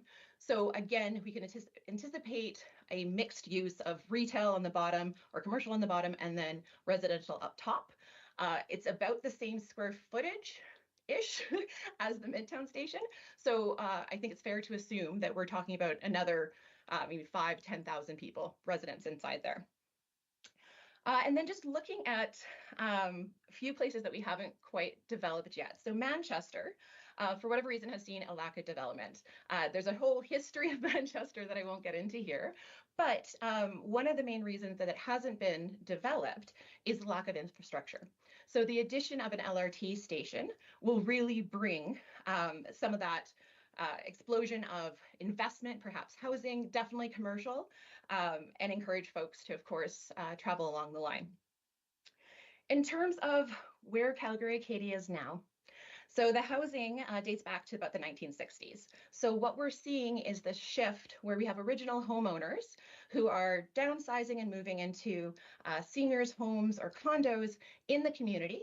And then we have new young families moving in and new to Canada families moving in. So it's really exciting. So we're seeing a higher demand for seniors centers inside the riding because folks want to stay where they've always lived, right? They invested in their home, they've now downsized, but they have built their lives in that community, and so they want to stay there. So we're seeing a higher demand for seniors' homes. And we think about the residential lots. So they are big, right? They have large yards, large gardens, a large space. And so what we're starting to see are laneways and garden suites, co-housing, and multiple generation inside the same home. So thinking back to the nursing assignments, so I'd mentioned that proximity matters. And part of what I've been describing is just showing the similar things that these different communities inside the riding of Calgary Acadia work through and to show the collaboration that's already there, which is really important for me as I try to serve each and every one of them. Understanding, having a kind of more connection points with them allows me to better serve them. So that proximity is really important if you just think about the logistics and the reality of shared concerns. So when we think about things like the proximity to McLeod Trail, so McLeod Trail runs right down the riding. It's fantastic, brings lots of businesses, but it also brings complications for these communities. So for instance, we just had Chick-fil-A open on McLeod. It was very exciting and it caused a lineup on McLeod all the way down to Heritage. Now, not super awesome for the communities to deal with. However, bringing in Chick-fil-A is fantastic in terms of bringing folks down into Calgary Acadia and obviously contributing to businesses there. The community, when that happened, got a little upset because, of course, the McLeod is a busy street, and so closing down one of them for a drive-through kind of threw a wrench into folks' plans. So now when Krispy Kreme opened, because yes, we also have Krispy Kreme open just down the street, the city worked with them so that their queue for their drive-through does not go onto McLeod, and instead it actually goes to the kind of the field next door to them. So those are things that came up because the communities got together and said, hey, no, we want this to work, but let's work together. So again, thinking back to the nursing assignments ideas, when deciding how to cluster care, proximity matters. I would never assign someone a patient on this floor, patient on the next floor, and maybe in another building, right? Even if they all had exactly the same needs, logistically, resources are low, including time. So it would make much more sense to have those folks clustered. Not only can you simply be in the area a lot more, right? Gaining just more of that kind of organic communications and exploration. But you're there to actually serve that community. They have the similar physical boundaries, they have similar housing, similar concerns, similar turnover inside their population. So speaking of physical boundaries, so Calgary-Acadia has solid physical boundaries. The Bow River to the east all the way down to Anderson. We have Elbow Drive and 14th Street to the west, and to the west, yes, and Glenmore, McLeod, and 26 Blackfoot to the north. A little less clear. Now, there's of course a number of different things I could go on forever and talk about Calgary-Acadia and how amazing it is, but that's of course not the point of the conversation. So the big things I would like to bring forward for the community to consider are kind of the main ones that I had brought up initially. So who are you serving? So could just be the literal number of folks that you're serving. And of course, I believe we were looking at about 55,000 is what we're going for. And Calgary-Acadia right now is about 54,000, if my numbers are correct. And then if you think about even just the two major, like Midtown and whatever happens on across from Chinook there, those alone, if they both bring 10,000 residents, we're up, of course, well, to the upper limit of the goal number. The big thing too is that the Calgary-Acadia communities have really shown this organic collaboration, right? I think COVID, the pandemic, everything put things into a slightly different context for folks. And so this idea of working with one another is really, really at the forefront for these folks. And I'd mentioned just briefly that we're seeing that collaboration between all the communities, which is just really, really cool, because previously it very much seemed like it was a barrier. And then lastly, before I take questions, I just wanted to mention in terms of where where should we put the two additional seats we're seeing. My understanding is the largest growth that we've seen in terms of numbers have happened in the two big cities, so Calgary and Edmonton. And so that's where I would expect that representation would go. Again, reflecting back on population, it stands to reason that we would have we'd have more representation in the spaces that have higher population, right? And with that, I will end. Well, thank you very much, Ms. Bratton. By way of trivia, do you know that Calgary-Acadia is riding number 1 in the province? We list them numerically. Yep. And I wish you would not have told me that you have a Krispy Kreme now just off McLeod. But I'm going to allow the commissioners to ask some questions. Mr. Evans, any questions or comments? Good morning. Thank you. I just want to make sure that I understand a couple of things. One, Manchester is located where in your riding? So I'm calling it Manchester. However, it is, sorry, I'm looking at the map here beside me. So it is north of Glenmore. So it's between McLeod Trail and basically the Bow River, north of Glenmore. Okay. So and it goes all the way up, kind of between Inglewood and Ramsey there. And you're anticipating what kind of growth there? So there are 2 LRT stations that are going in there. The big one that I'm excited about is the one in Highfield. So it's just down the road from the Calgary Food Bank, which also happens to have some local businesses around it. Manchester tends to be, like right now, a lot of places of worship, regenerative farms, warehouses, that type of thing. But there's a lot of opportunity inside that space. It's an area that we really haven't spent a lot of time developing, and it's huge. So yeah, I would anticipate that, especially with our housing crisis, we would be looking at all options, including this giant parcel of space. Excuse me, are there any, I'm just short on time, are there any actual developments happening in Manchester? And then can you also tell me, I didn't capture the name of the development you said was going to be like Midtown, and you anticipated 5,000 to 10,000. Yes, no, great question. So in terms of known development, that LRT station is the only one I know of right now that's actually rolling. The development east of Chinook, or just north of Glenmore, east of McLeod, I don't have a name for it. And I say that because it is very much in that early stages.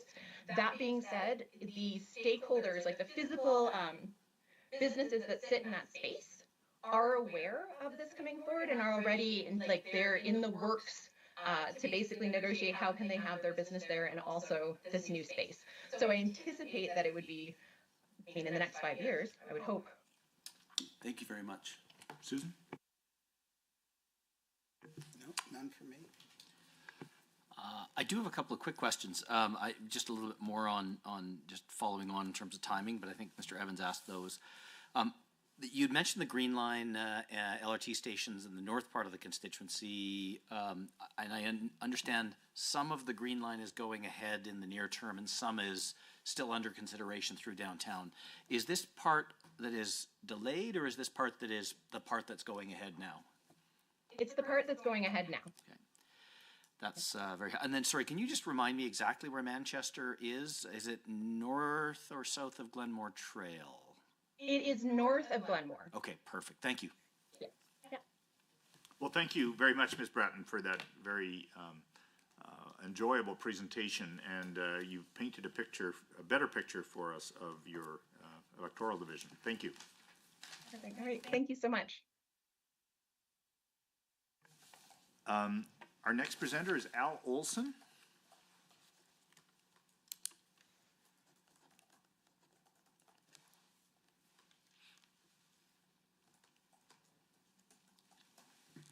So please introduce yourself and tell us where you're from and begin your presentation.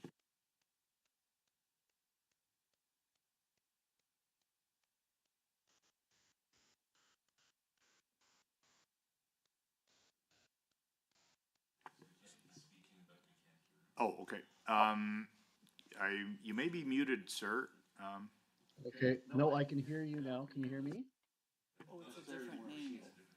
Oh, sorry. You're not Mr. Olson. Is Mr. Olson here? Okay, Mr. Olson, if you can, I hope you can hear me. We cannot hear you. We've not heard you at all. Hello? Yes, Mr. Olson? Yes. Okay.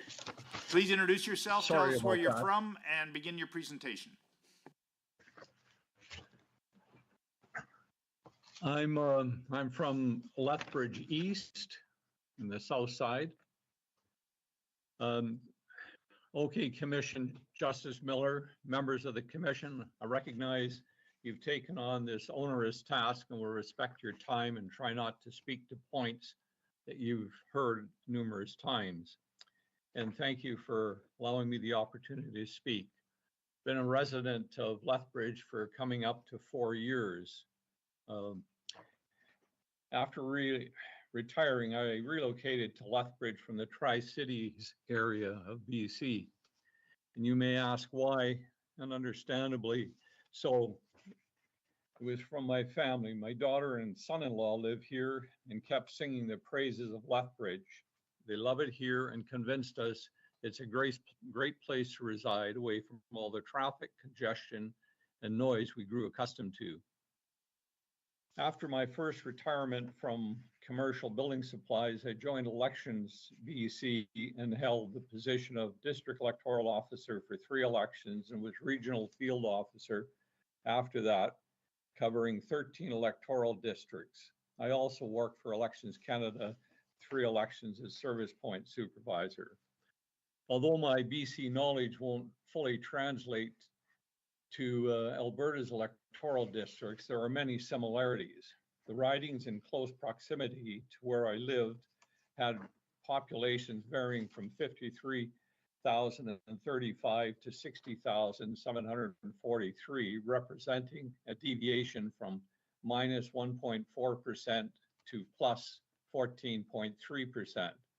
The greatest majority of these ridings I was RFO for were mainly either contained within their own borders or were part of another city with common interests and values.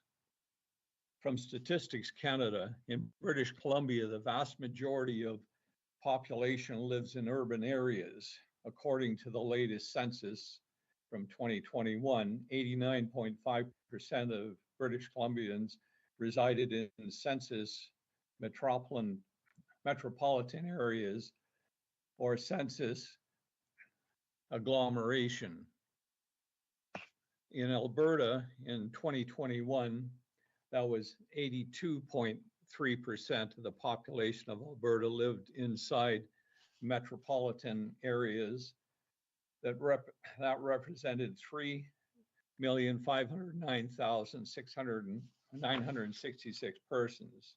That was lower than the national rate of 83.9%.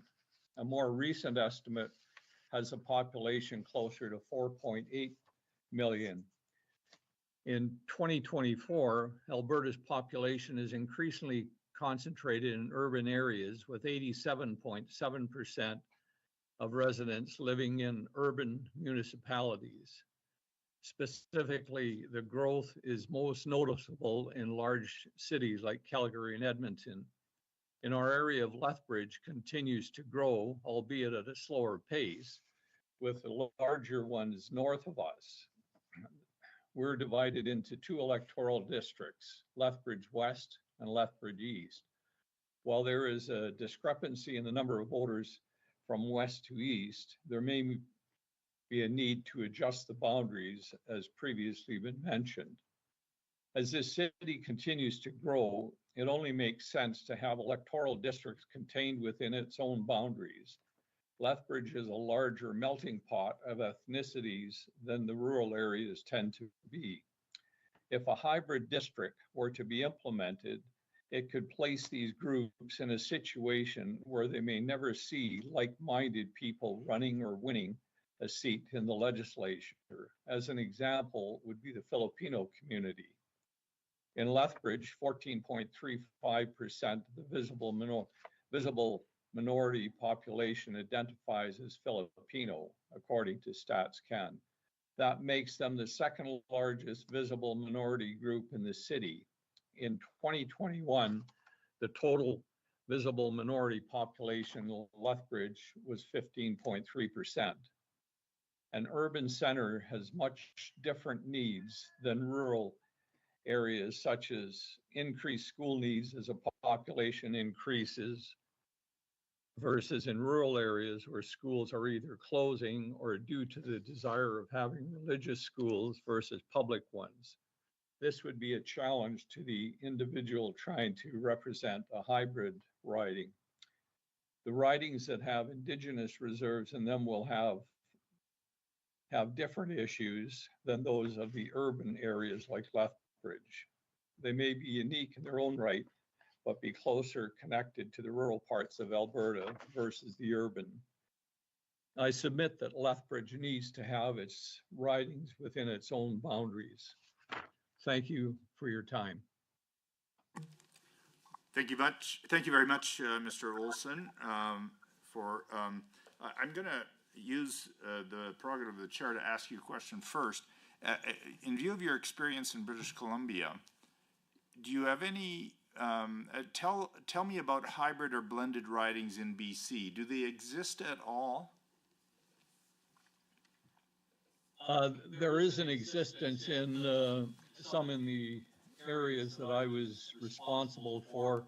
I look at the Chilliwack area. It was a small city with some of the outlying rural areas, as well as Abbotsford East was a similar situation, and Mission Masqui was a small city with urban area attached to it. Okay. And how many MLAs are in the British Columbia legislature? Do you know? There was 87. I believe that's now been increased since I've left. Okay. Okay, thank you. Mr. Evans, any questions of this presenter? No questions, thank you. Susan? No questions, thank you. No questions. Well, thank you very much for presenting, and yes, very much appreciated. The outside of province of Alberta perspective is helpful, and We do appreciate your presentation. Thank you. Thank you. Linda Ensley?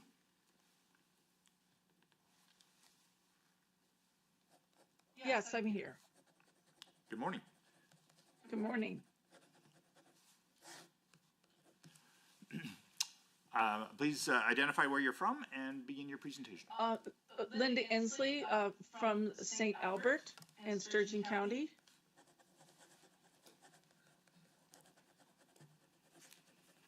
And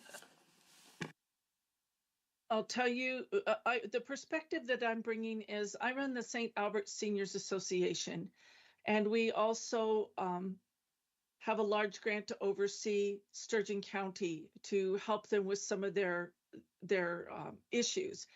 And to begin to split off these voting wards, I can already see the issues, because the issues I see for the seniors in St. Albert are so different than what I see in the rural part of our county. And to not have the proper representation for their needs is a grave concern for me.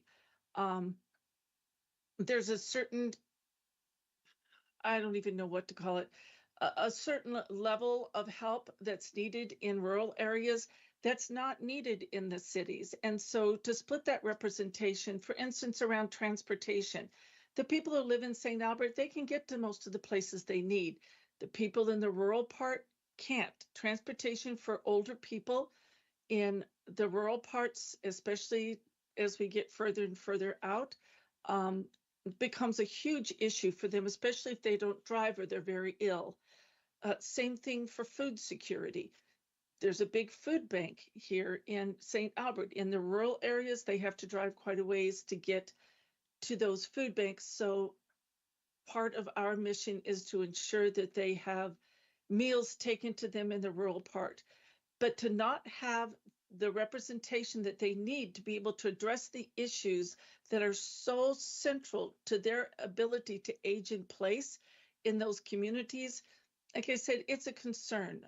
We don't really want to see that split off for fear that neither one of those groups are going to be properly represented when it comes to what they truly, truly need. I think there's also just a kind of efficiency in public services for both that are quite different and need to be advocated and planned in a way that really meets their needs. And I'm not sure that can be done if we're splitting off those different segments of our population. And there's a history and a cultural continuity, I think, amongst the two different groups that are better to be, rather than splintering them, I think it's better to represent them as a whole. And I only represent about 1,800 seniors in this area, so I certainly don't represent everybody, but I know it's a concern amongst a lot of them about who's going to be their political voice if all of a sudden they're lobbed into a big part of St. Albert and they feel like their rural voice is going to be squished, or if they feel like in St. Albert, oh, we're going to be lobbed off into a big part that's very rural and our needs are not going to be met. So I'm just here to be a voice for those seniors who have expressed their concerns around this particular move. And I thank you all for taking this on. This is a huge undertaking, and I know there are a lot of different opinions and a lot of different variables to consider, but I'm hoping the senior voice will be one of those variables that you will consider. Thank you very much, Ms. Ensley, for your presentation, and thanks for your empathetic conclusion to this commission. You just said, any questions, Mr. Evans? No questions, but thank you. Thank you for your presentation, Ms. Ensley. I wanted to ask you your comments because the city of St. Albert is split between St. Albert, period, and then the other half, it's not quite half, but St. Albert and Morinville. Yeah.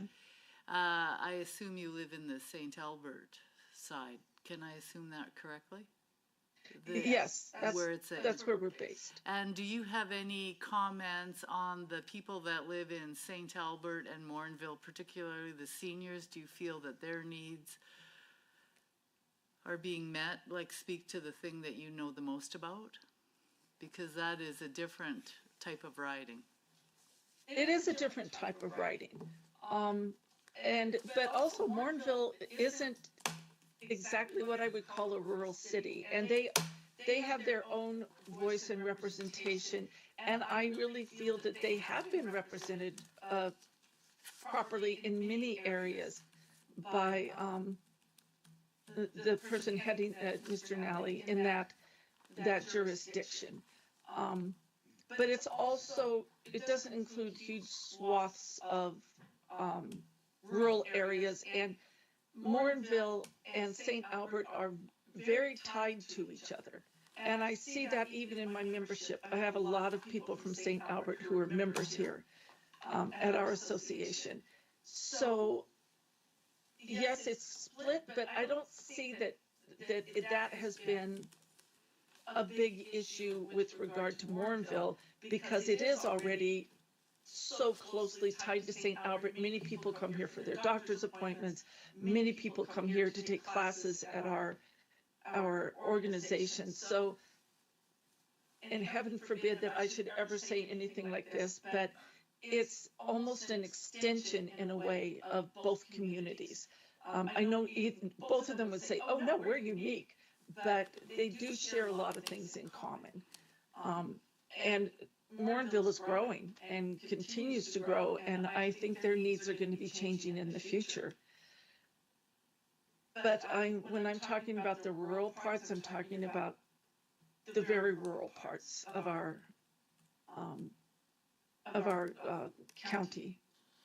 Thank you.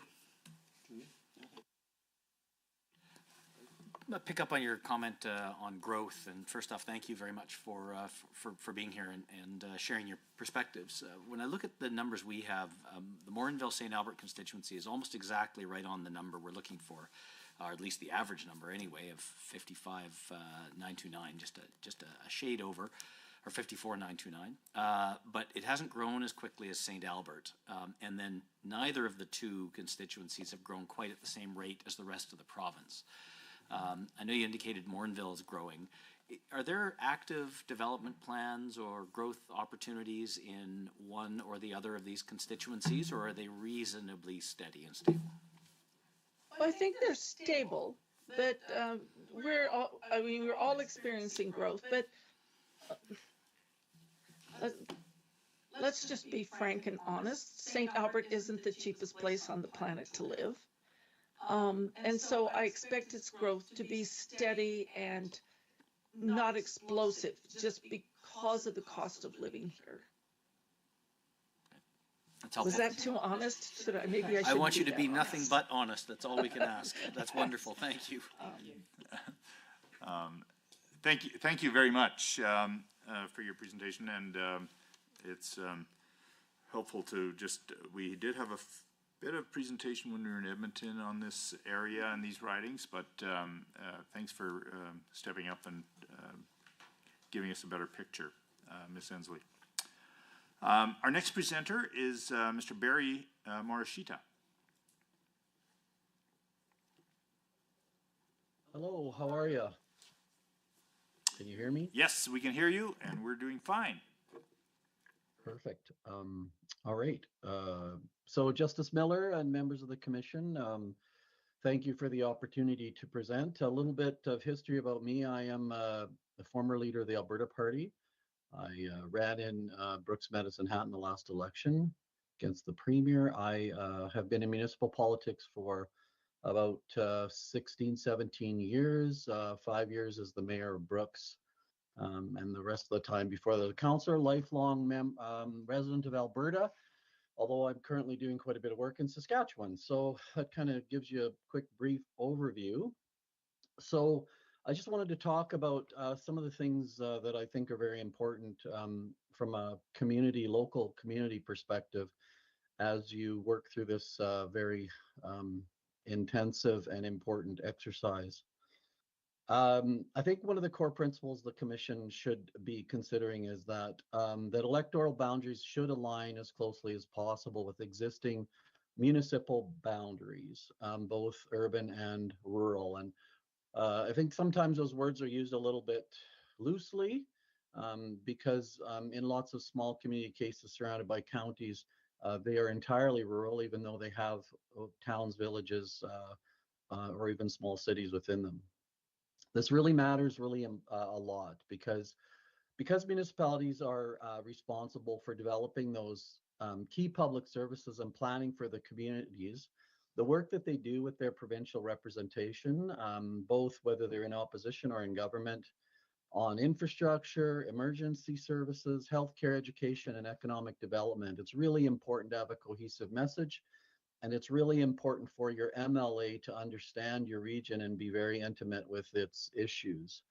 And while we suppose that should go without saying, it doesn't necessarily go when you have such, when you have a hybrid that tugs at different loyalties. And beyond that, when you have the, split ridings, whatever you want to call them, hybrid ridings, whatever the word is these days, where the two communities are significantly different in a lot of ways. One of the other things, when it comes to just straight governance, when we talk about governments, it does create a lot of confusion and inefficiency for agencies. When you look at, for instance, the city of Brooks and the county of Newell, so we have 8 corporate entities that all share the same boundaries. That's 5 municipalities, a seniors foundation, a water and landfill corporation that all surround the same area, that have the same members, that have the same strategic plans. And it would be difficult if you hive off pieces of those, regardless of what community it is, in order to meet the number. And while I know the number is important and you have some restrictions there, I think we should really be thinking about how people interact with government and how confidence is created in their representation. Because as you well know, there's a lot of anxiety about government in these days, and trustworthiness and responsiveness. And I think part of this process that you're going through, the listing process, is certainly important, but probably more important is however you present your findings, that they resonate with Albertans and that they are done, or they feel they're done for the most part in their best interest. So Brooks is an interesting community because it's kind of bounced back and forth across down the number 1 highway and back. And, when we've gotten the best representation, I think, when the community is kept intact. And while I know you have to combine to put numbers together, it's been more difficult in Medicine Hat, I think, as an illustration, because Medicine Hat and Brooks are significantly different communities. Our demographics are significantly different, age, makeup in terms of ethnic types, the amount of diversity in Brooks compared to Medicine Hat, the working age groups, the type of work that happens, significantly different. And when we were with Strathmore, although we were less linked kind of communally wise, I would say that it was easier to manage governance wise because Brooks and Strathmore and Wheatland County were a very cohesive unit, I think. While we all have our disagreements from time to time, at least we technically pretty much all work together all the time. And so that's kind of bounced back and forth. And there have been proposals to hive off a little chunk of the county to meet the population thresholds. And while I appreciate that those are important things, I think we should be more concerned about how the representation and how the MLA is able to represent those areas is a lot more important.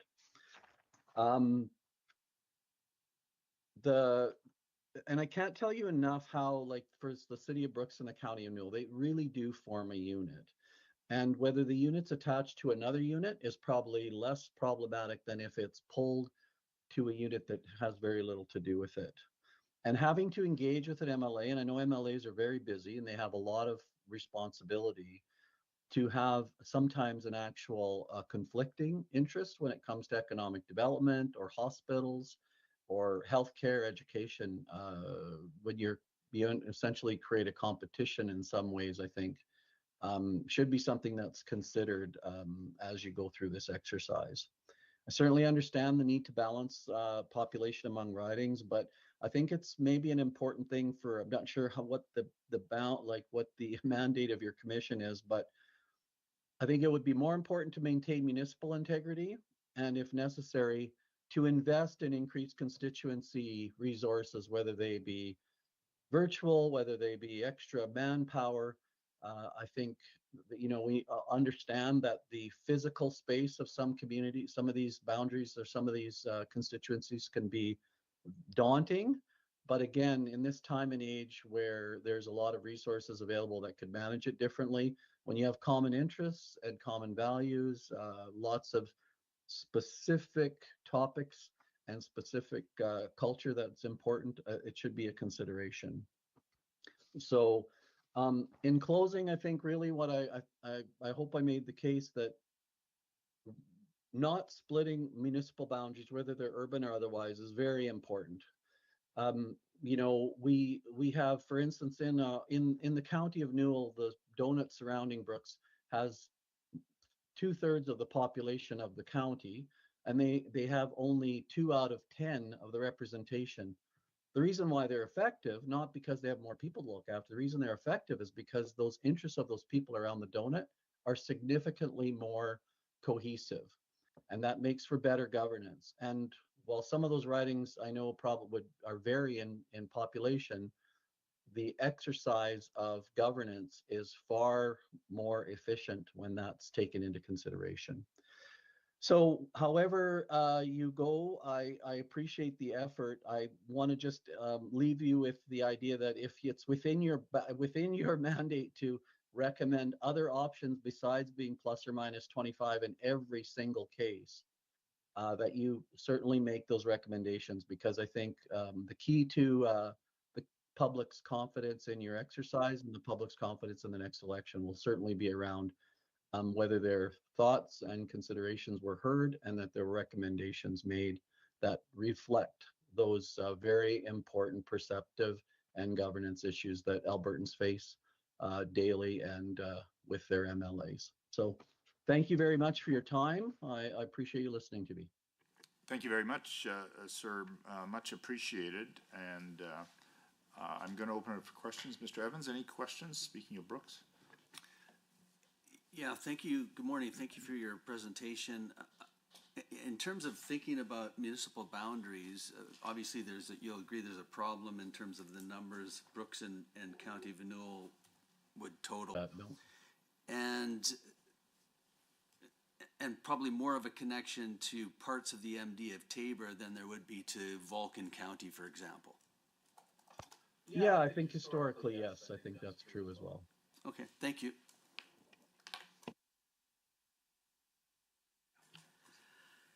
Thank you for your presentation this morning, Mr. Morishito. You indicated that you felt it was a better fit previously with Brooks, Strathmore, and Wheatland County as opposed to Brooks, Medicine Hat with parts of the Newell County. Can you give me a specific example or elaborate slightly on that? Sure. So currently right now it's Brooks, Medicine Hat, and while we take this kind of strip down towards Medicine Hat proper, the north part of Medicine Hat, is significantly different in terms of its priorities than Brooks and the County of Newell. And while I appreciate that Brooks and the County of Newell are a unit, that is the more important part of this to me. So prior to that, it was Wheatland County and Strathmore. And you're right, our natural kind of trading goes, as the other panelist, Mr. Evans, just said, kind of runs in that ranching area and the rural area back and forth up that highway. There's lots of common landholders, common settling, and, that's happened from that perspective. But for an MLA to have kind of more, it seems kind of odd, kind of almost opposite of what I just said, but when you had Strathmore and Wheatland, they had their set of issues, And when you had Brooks and the County of Newell, they have their set of issues. And while they weren't always the same and somewhat nuanced, at least there was one unit to deal with versus kind of a multitude of perspectives. And I believe there's a multitude of perspectives when towards Medicine Hat and Medicine Hat proper in particular that are significantly different than what Brooks and the County of Newell face. And so from a governance perspective, I think it makes more sense to be mindful of that consideration versus that we need X amount of people from the north part of Medicine Hat to get Brooks to 55,000 or that riding to 55,000. I think that's not the right consideration. Thank you. Thank you, sir. I want to pick up on that very last point. You alluded to, but perhaps not fully digested, the instructions given us in the Act that anything between 25% below a mean and 25% above the mean is considered acceptable. Oh, okay. Yeah, I think it widens the range for us somewhat from just looking at a population mean figure. And so, given your suggestion that boundaries should align as much as possible wherever possible with municipal boundaries, would you then be amenable to the final population numbers being highly variable in different areas? Yes. Thank you. I would be, yes. I think that makes a lot more sense than cutting up municipal boundaries. Thank you. Great, thank you. So maybe I'll ask you a question that I asked an earlier presenter, just I guess about some of the areas that connect or are closer to Brooks. Places like Vauxhall, Bassano, or maybe even points east out Highway 555. Is that sort of part of, I guess, the kind of quote unquote natural catchment area of Brooks, or are there, and if so, maybe tell me about that, or if not, tell me that, and if there's others that you think would fit. Yeah. So again, while in the rural area there's some natural movement, you know, like for Vauxhall's in Vulcan County, or is it the MD of Tabor? Actually, the MD of Tabor, I think Vauxhall's in the MD of Tabor. So while Vauxhall might have a tendency to come to Brooks in some regards, the natural flow of things, you know, I guess, Mr. Clark, in a way, they don't really matter to any person. You know, the boundary isn't something that they think about crossing. So when it comes to governance, you know, when you have the MD of Tabor that has the representation and the town of Vauxhall that has a representation, and they're kind of that closest level to people, if you keep that unit intact to deal with an MLA versus kind of trying to pick these individual spots that do, I think you'd be better served. So I would say that if you look at the MD of Tabor as a unit, and everything that's in it, including the town of Tabor and the town of Vauxhall, you know, having that unit to deal with versus, you know, the town of Brooks and the city of Brooks and the town of Tabor, kind of getting what I'm saying? Don't hive those off, kind of look at those units as they exist, and as you move that threshold around, that should be the higher consideration versus whether Bassano goes to Strathmore or whether Bassano comes to Brooks, type of thing. Because Bassano's already in the county. We have joint meetings every month that we meet together as a group. We have all these other corporate entities meet together as a group. How do you get that efficient governance? How do you have a voice at the table? And I realize that with 5 million Albertans, you know, not everybody's going to feel they have a voice at the table, but at least through their municipal representation and a thoughtful boundary that the MLA gets to do, I think that can be improved. That's great. Thank you very much. Thank you very much for your presentation, and it's always helpful to hear from people who are involved in governance, local government, and how our work will eventually impact the communities that you just represented. So thank you very much, Mr. Morishito. Well, thank you very much for the opportunity. Good luck with your work. Thank you. Our next presenter is Danielle Lariviere. Please correct my pronunciation, ma'am, if I mispronounced, but just tell us where you're from and begin your presentation. Sure. I actually live in the community of Slave Lake, so in the constituency of Lesser Slave Lake. And I have been here since 1979, so I'm very vested in the community. I grew up here. I have raised my children here. I am with my aging parents here, looking at my kids now starting their own lives here. And so certainly and very invested, not just in Slave Lake, but in the whole region that I'm in. But I did want to speak quite specifically to effective representation in rural ridings. I had a chance to go through and review some of the transcripts from the hearing of the commission that have been hosted in rural Alberta before now. And I did read that some participants described challenges of representation in large rural ridings. And I was quite disturbed to see that they used it as a rationale for creating hybrid ridings in which rural communities would be lumped into rural ridings. So I formerly was the MLA for Lesser Slave Lake from 2015 till 2019.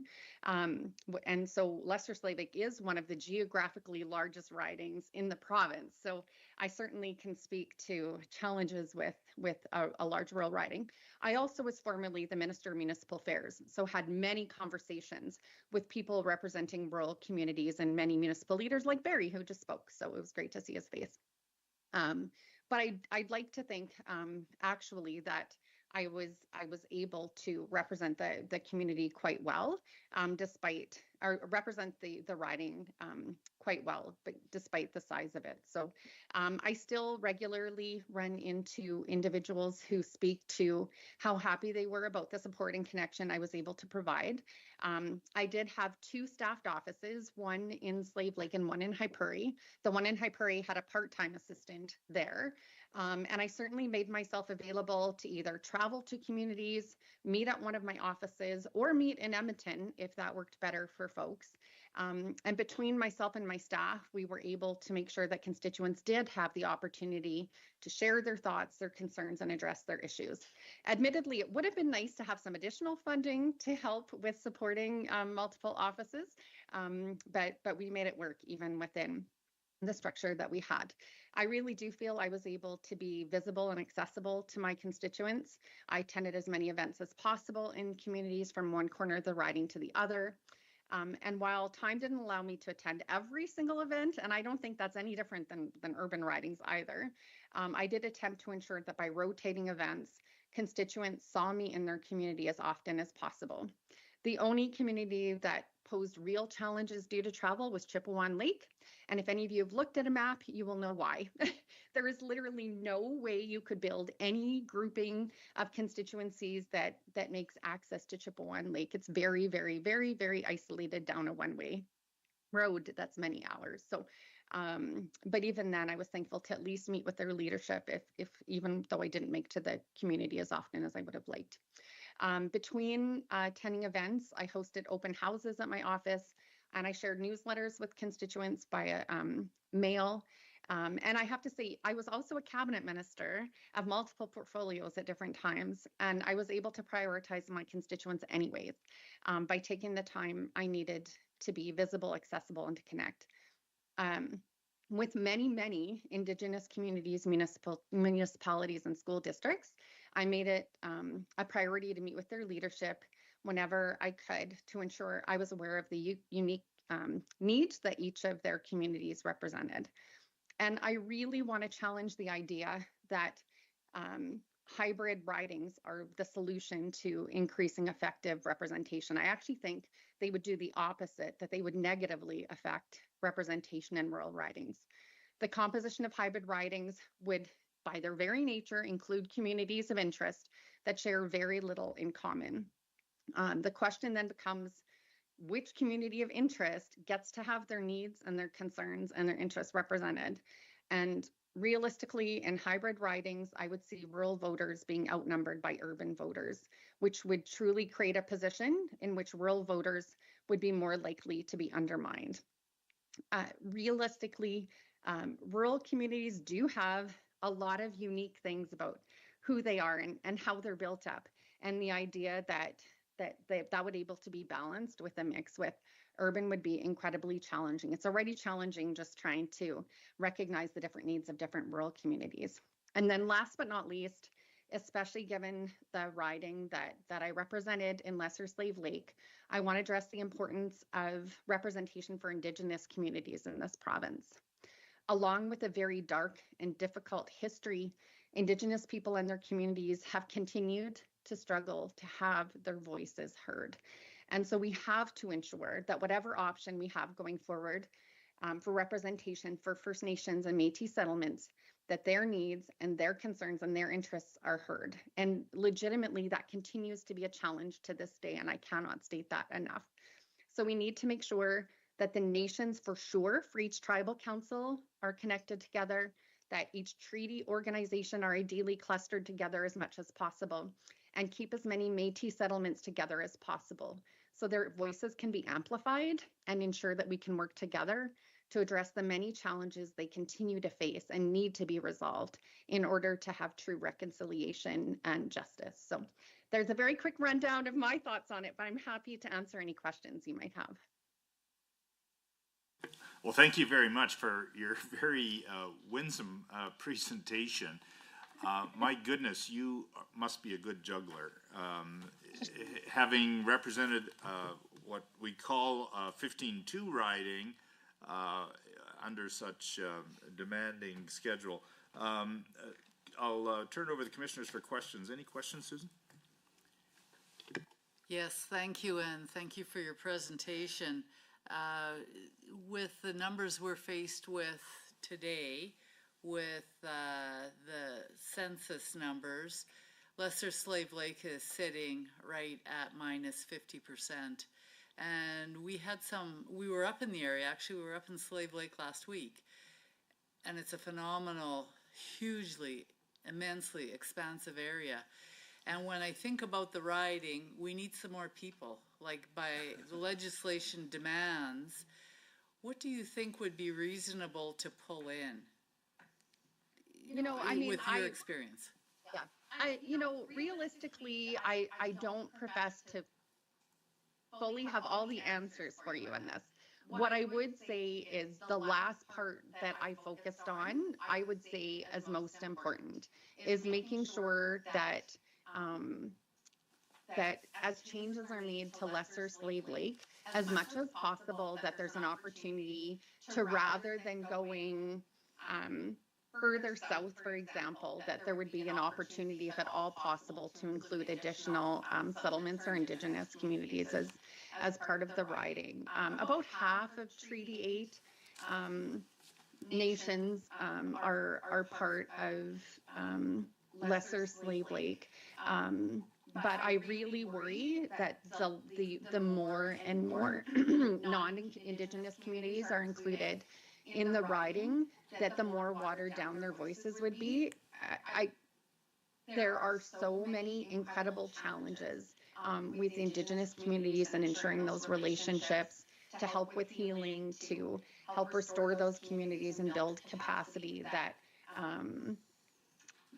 there needs to be protections to ensure that at the very least collectively there's opportunities to meet with them and speak about concerns, their unique concerns, but also their collective concerns, and work on that. So, I mean, that's probably a little difficult, because I imagine Peace River is also having some of those challenges. So I'm not sure how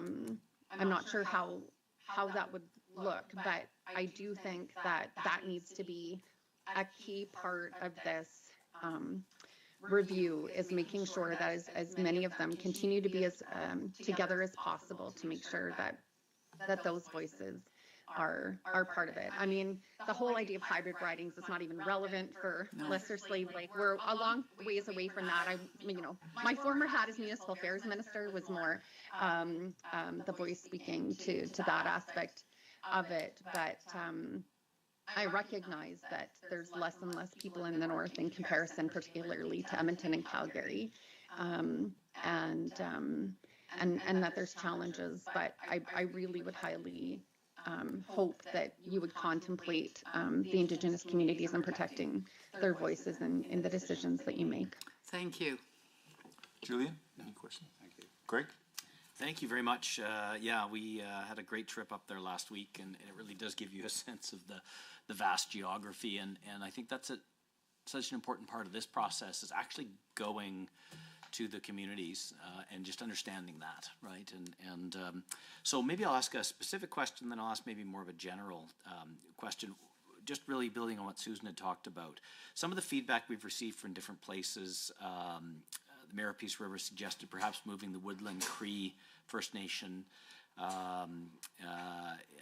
out of Lesser Slave Lake into Peace River. That doesn't help us arithmetically, but I just wonder if you can comment on that. And then some of the other suggestions were there's a portion of the MD of Lesser Slave River, or even perhaps Swan Hills, that we might want to consider.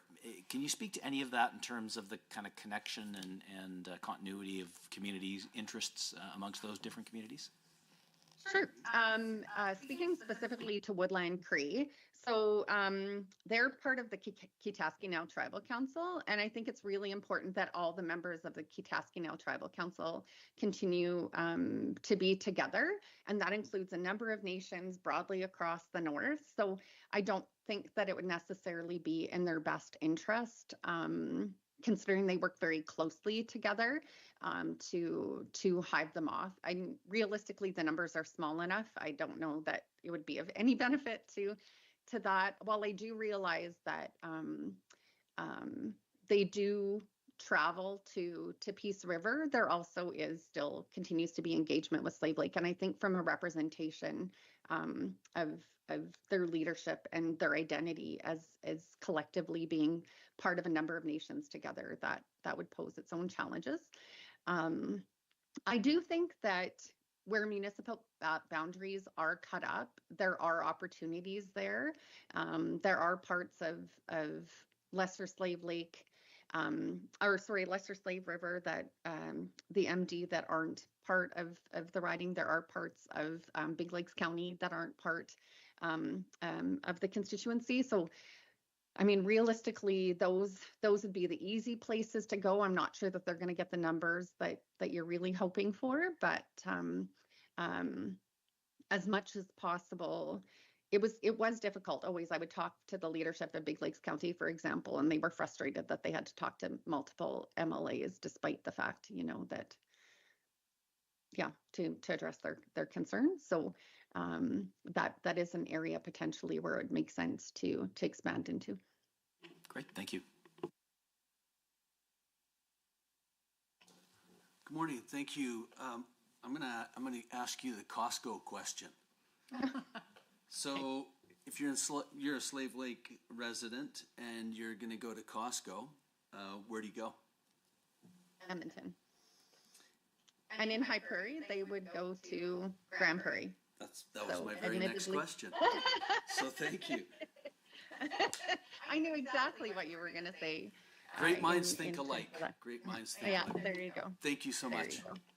Yeah. Although I would say that where I go to Costco is different from where my everyday connections and interactions were. So I'm not sure how valid that particular example is, but happy to answer your question. Well, thank you very much. We're doing fairly good for time. I've got a question about the 15-2 nature of your writing. How, as the MLA, I mean, when you deal with your colleagues in the legislature and they say, oh, you've only got 27,000 people, and your colleague in Edmonton's got 63. Tell me how a 15-2 MLA interacts, and do you get pitied, criticized? Are people envious? Or what's the interaction in the House? Well, I mean, admittedly, I was a cabinet minister and a well-respected cabinet minister in our government, so I'm not sure that I could say I would be able to speak to everybody's experience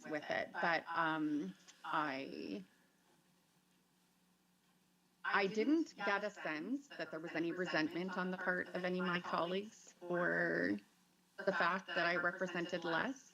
I think because I spoke very passionately about the unique needs and challenges of the North and made it clear all the time what I was facing and what it was like to have 12 First Nations and 3 Métis settlements, as well as a number of municipalities that I was dealing with. And I think part of it was my colleagues were very supportive of Indigenous reconciliation, so that was helpful, because to me that was a big part of it, is when you have so much complexity in terms of the needs, then there continues to be a benefit, not just because of geography, but because of the complexity of the riding, to ensure that representation looks a little different. So I think I don't know. I thought it was fine. I felt respected by my colleagues. I felt heard by my colleagues, and I think they felt the same. We just made sure to share different perspectives with each other and acknowledge that things look different in the North than in some of the urban centers. And of course, as you're aware, the legislation allows for up to 4 15-2 type ridings. Do you think that is something this commission should do? Maximize the 15-2 ridings, given the vast areas in the North? I don't know if I would say should. I think it should be something you're considering in terms of when we're looking at representation and when we're looking at this massive shift of people from rural to urban over the last number of decades, but also recognizing, in particular in the North, a lot of the contributions economically and in some of the unique challenges there as well. I think if there are areas that would benefit from that representation, then I would hope that you would utilize that and expand the number of them to ensure that those opportunities for high quality representation continue to exist. Okay, well, thank you very much. It's always beneficial to hear from people who have represented or are representing a particular electoral division. So thanks so much, ma'am. Much appreciated. Take care. Have a great day. Okay, bye. That leaves us with one more presenter before we break for the afternoon. Mr. Andrew Knack. Good morning. Good morning. It's still morning. Yes, yeah, a few minutes left. So tell us where you're from and proceed with your presentation. Certainly, thank you. So my name is Andrew Knack. I live in the riding of Edmonton Riverview, and also I'm very fortunate to serve as a city councillor in Ward Nakota-Eastco within the city of Edmonton, which overlaps with 4 provincial ridings: Edmonton West Henday, Edmonton Glenora, Edmonton Riverview, and a little bit of Edmonton McClung. And so I wanted to take an opportunity to come and speak to this. I know you're going through some important conversations right now about how the boundaries should be distributed, and wanted to just share a bit of what I've learned through some of our ward boundary conversations within the city, and also some of what I heard through the recent federal changes as that impacted some of what I've heard has been discussed. So I'll start maybe with the federal piece. So the recent federal election, we used to have a few ridings in Edmonton, but the one that I overlapped with in the west end of the city included Edmonton and St. Albert.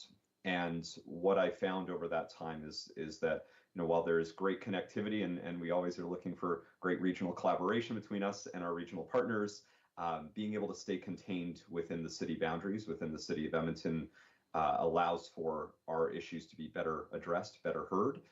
And I think when you have that split between 2 different municipalities, when we have a large city that can essentially sustain its own riding, that does become a concern of not being able to fully address the issues that we're dealing with in the city.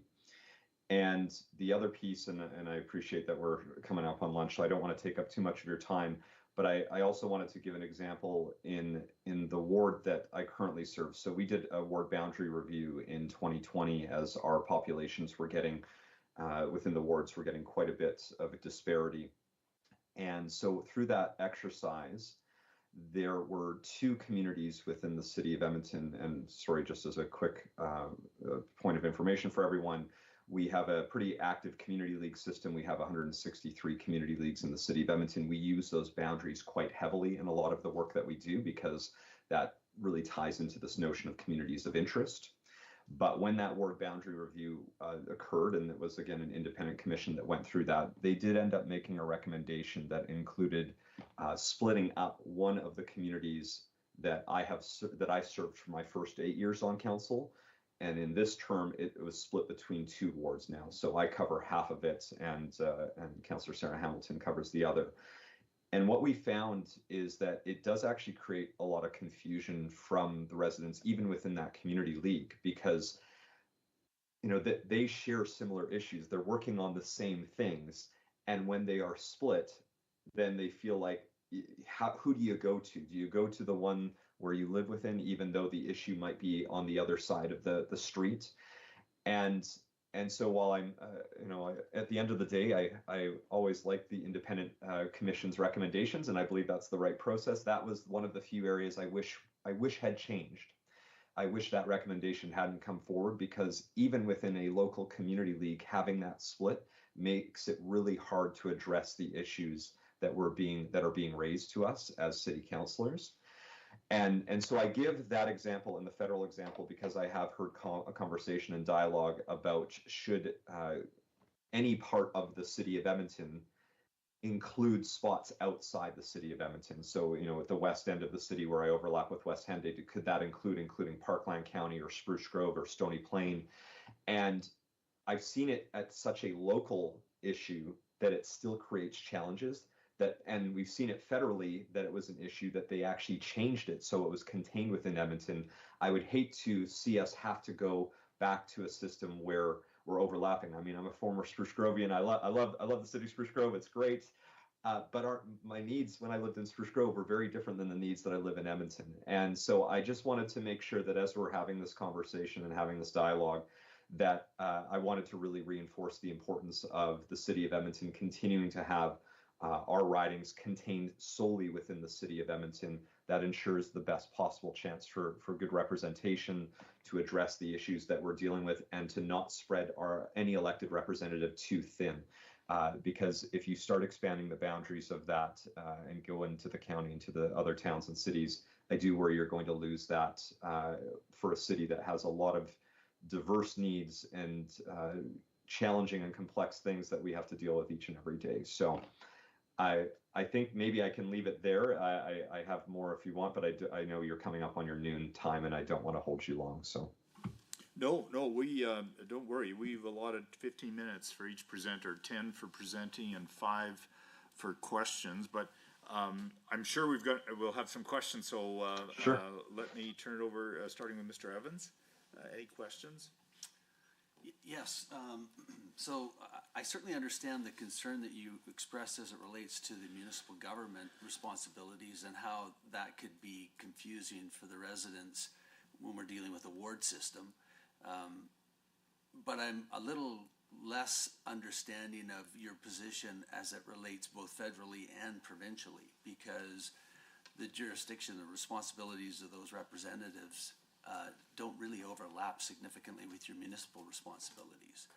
So can you give me any specific instances where we have a confusion as it relates to, the MLA representing the interests, the community interests that we're talking about here, especially focusing on the communities, I can't remember the word. Riverview. Well, no, not the community. No, you have a very significantly developed group of community associations. Yes. Community leagues, there we go, thank you. Community leagues, sorry, yes. Thanks for the question. So I'll actually use an example at the west end of the ward that I represent in our newer suburban communities. I think where we need to have that continued connection point within our city boundaries, even something like our school system. We're going through, like many municipalities right now, very rapid population growth that's creating a lot of demand and a lot of pressures for more provincial infrastructure on the schools, and I'm going to particularly focus on schools. We can talk about healthcare at a later time if necessary. But what happens right now is that within the city of Edmonton, there's a lot of advocacy together from many of these communities that exist within, I'm going to pick on Edmonton West Henday as an example right now, which is the area that has the greatest lack of schools of the areas I currently serve in. And so those communities have come together really almost through in that riding association to be able to work towards advocating to the provincial government to bring together residents to speak to those issues. And I think the worry that we run into is that if you start including the counties and if you start including the other towns and cities, is that how can I would be worried that a provincial elected representative would not be able to dedicate the necessary time needed to addressing these very localized issues. Yes, we need schools everywhere across this province. That's understandable. We've heard the provincial government talk about that and put forward an action plan to address that.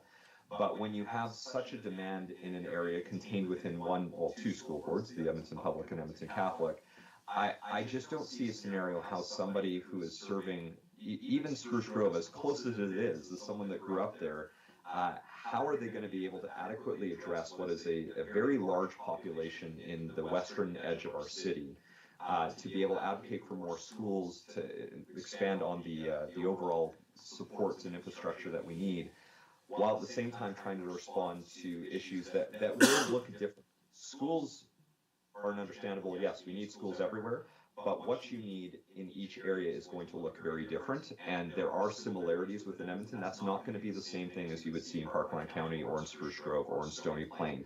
The growth that we're seeing is more rapid, and it requires a different focus point, and I'm just not sure how I could see that being adequately addressed by somebody who's trying to split their time between potentially an urban and rural riding.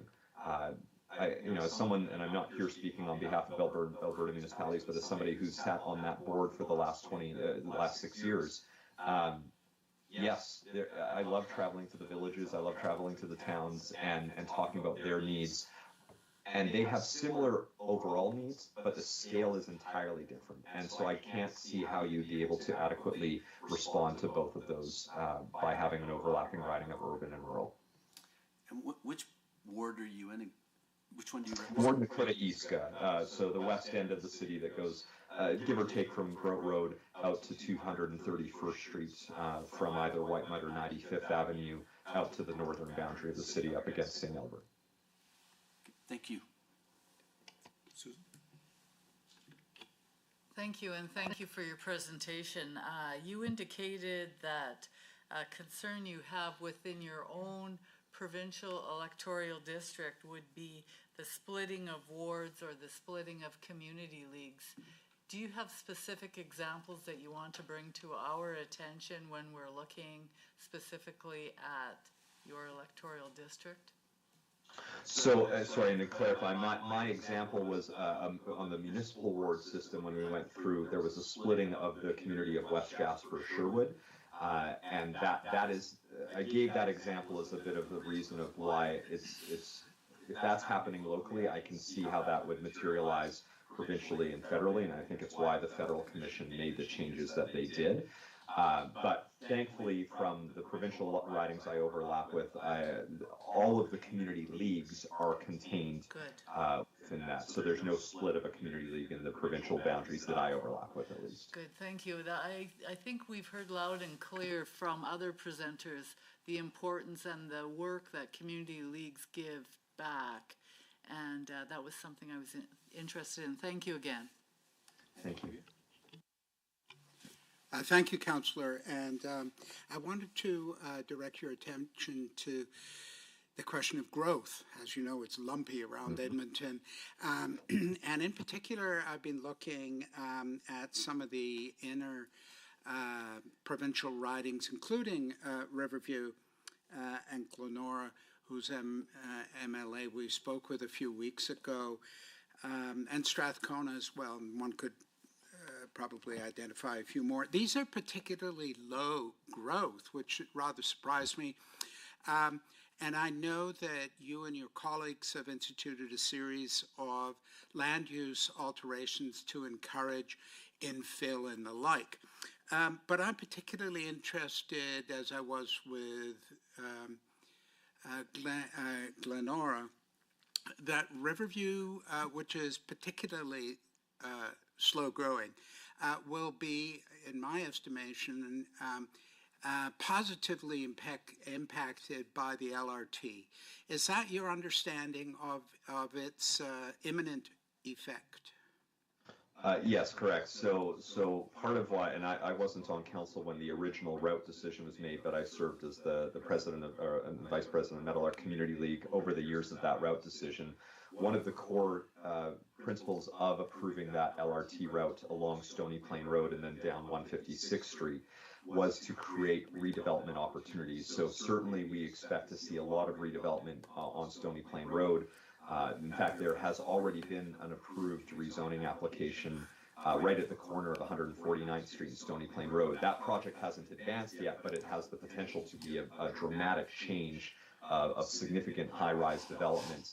And I think once we start seeing the first, you'll see a lot of uptick in that space. So yes, we are expecting, and in fact, we have also approved land use rules that will prioritize higher scale development along the corridors of the LRT, so Stony Plain Road being one of the biggest ones, but even as you come along 156th Street at major hubs, you will see more and more larger scale residential development, which in turn should start to help to change the trajectory of our mature neighborhoods, which yeah, unfortunately are in many cases have a lower population today than they did back in 1971.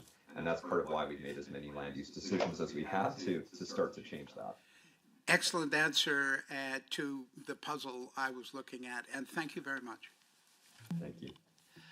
Thank you. I'd love to hear a little bit more about, you've referred to it a couple of times, the federal boundary changes that had originally had a blended urban-rural hybrid and then went away from that. Can you just tell me a little more about what that was exactly and what if you are aware of what the rationale was for going back? Yes, so I don't know all the inner workings on it, but the riding that I overlapped with was in the very northwest corner of the city, which included St. Albert. So it was an Edmonton-St. Albert riding that I think expanded even outside the boundaries of St. Albert, if I understood.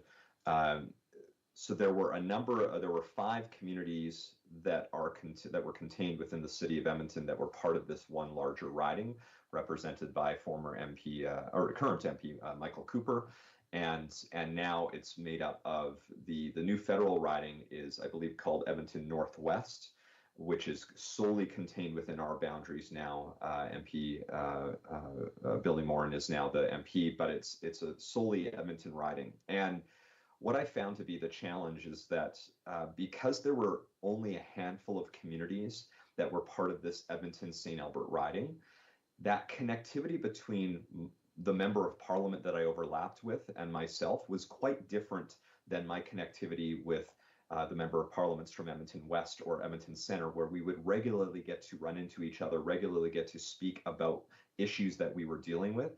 That rarely happened where we had a riding that had a small number of Edmonton-based communities, because what ended up happening is that the member of parliament and again, this isn't a criticism of them, it's just their time was more heavily spent outside of the city of Edmonton.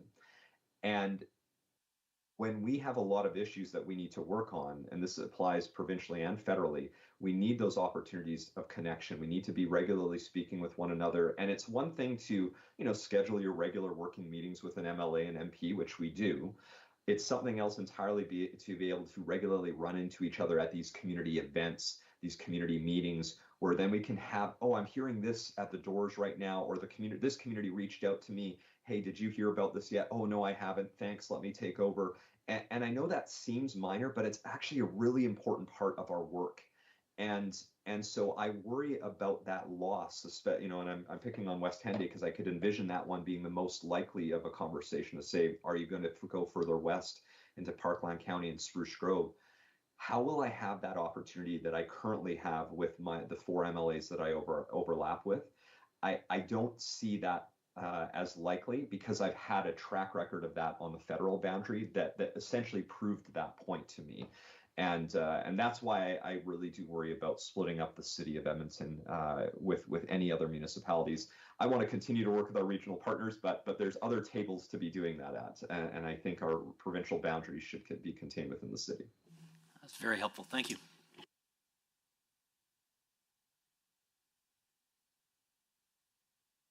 Oh, I think you're muted.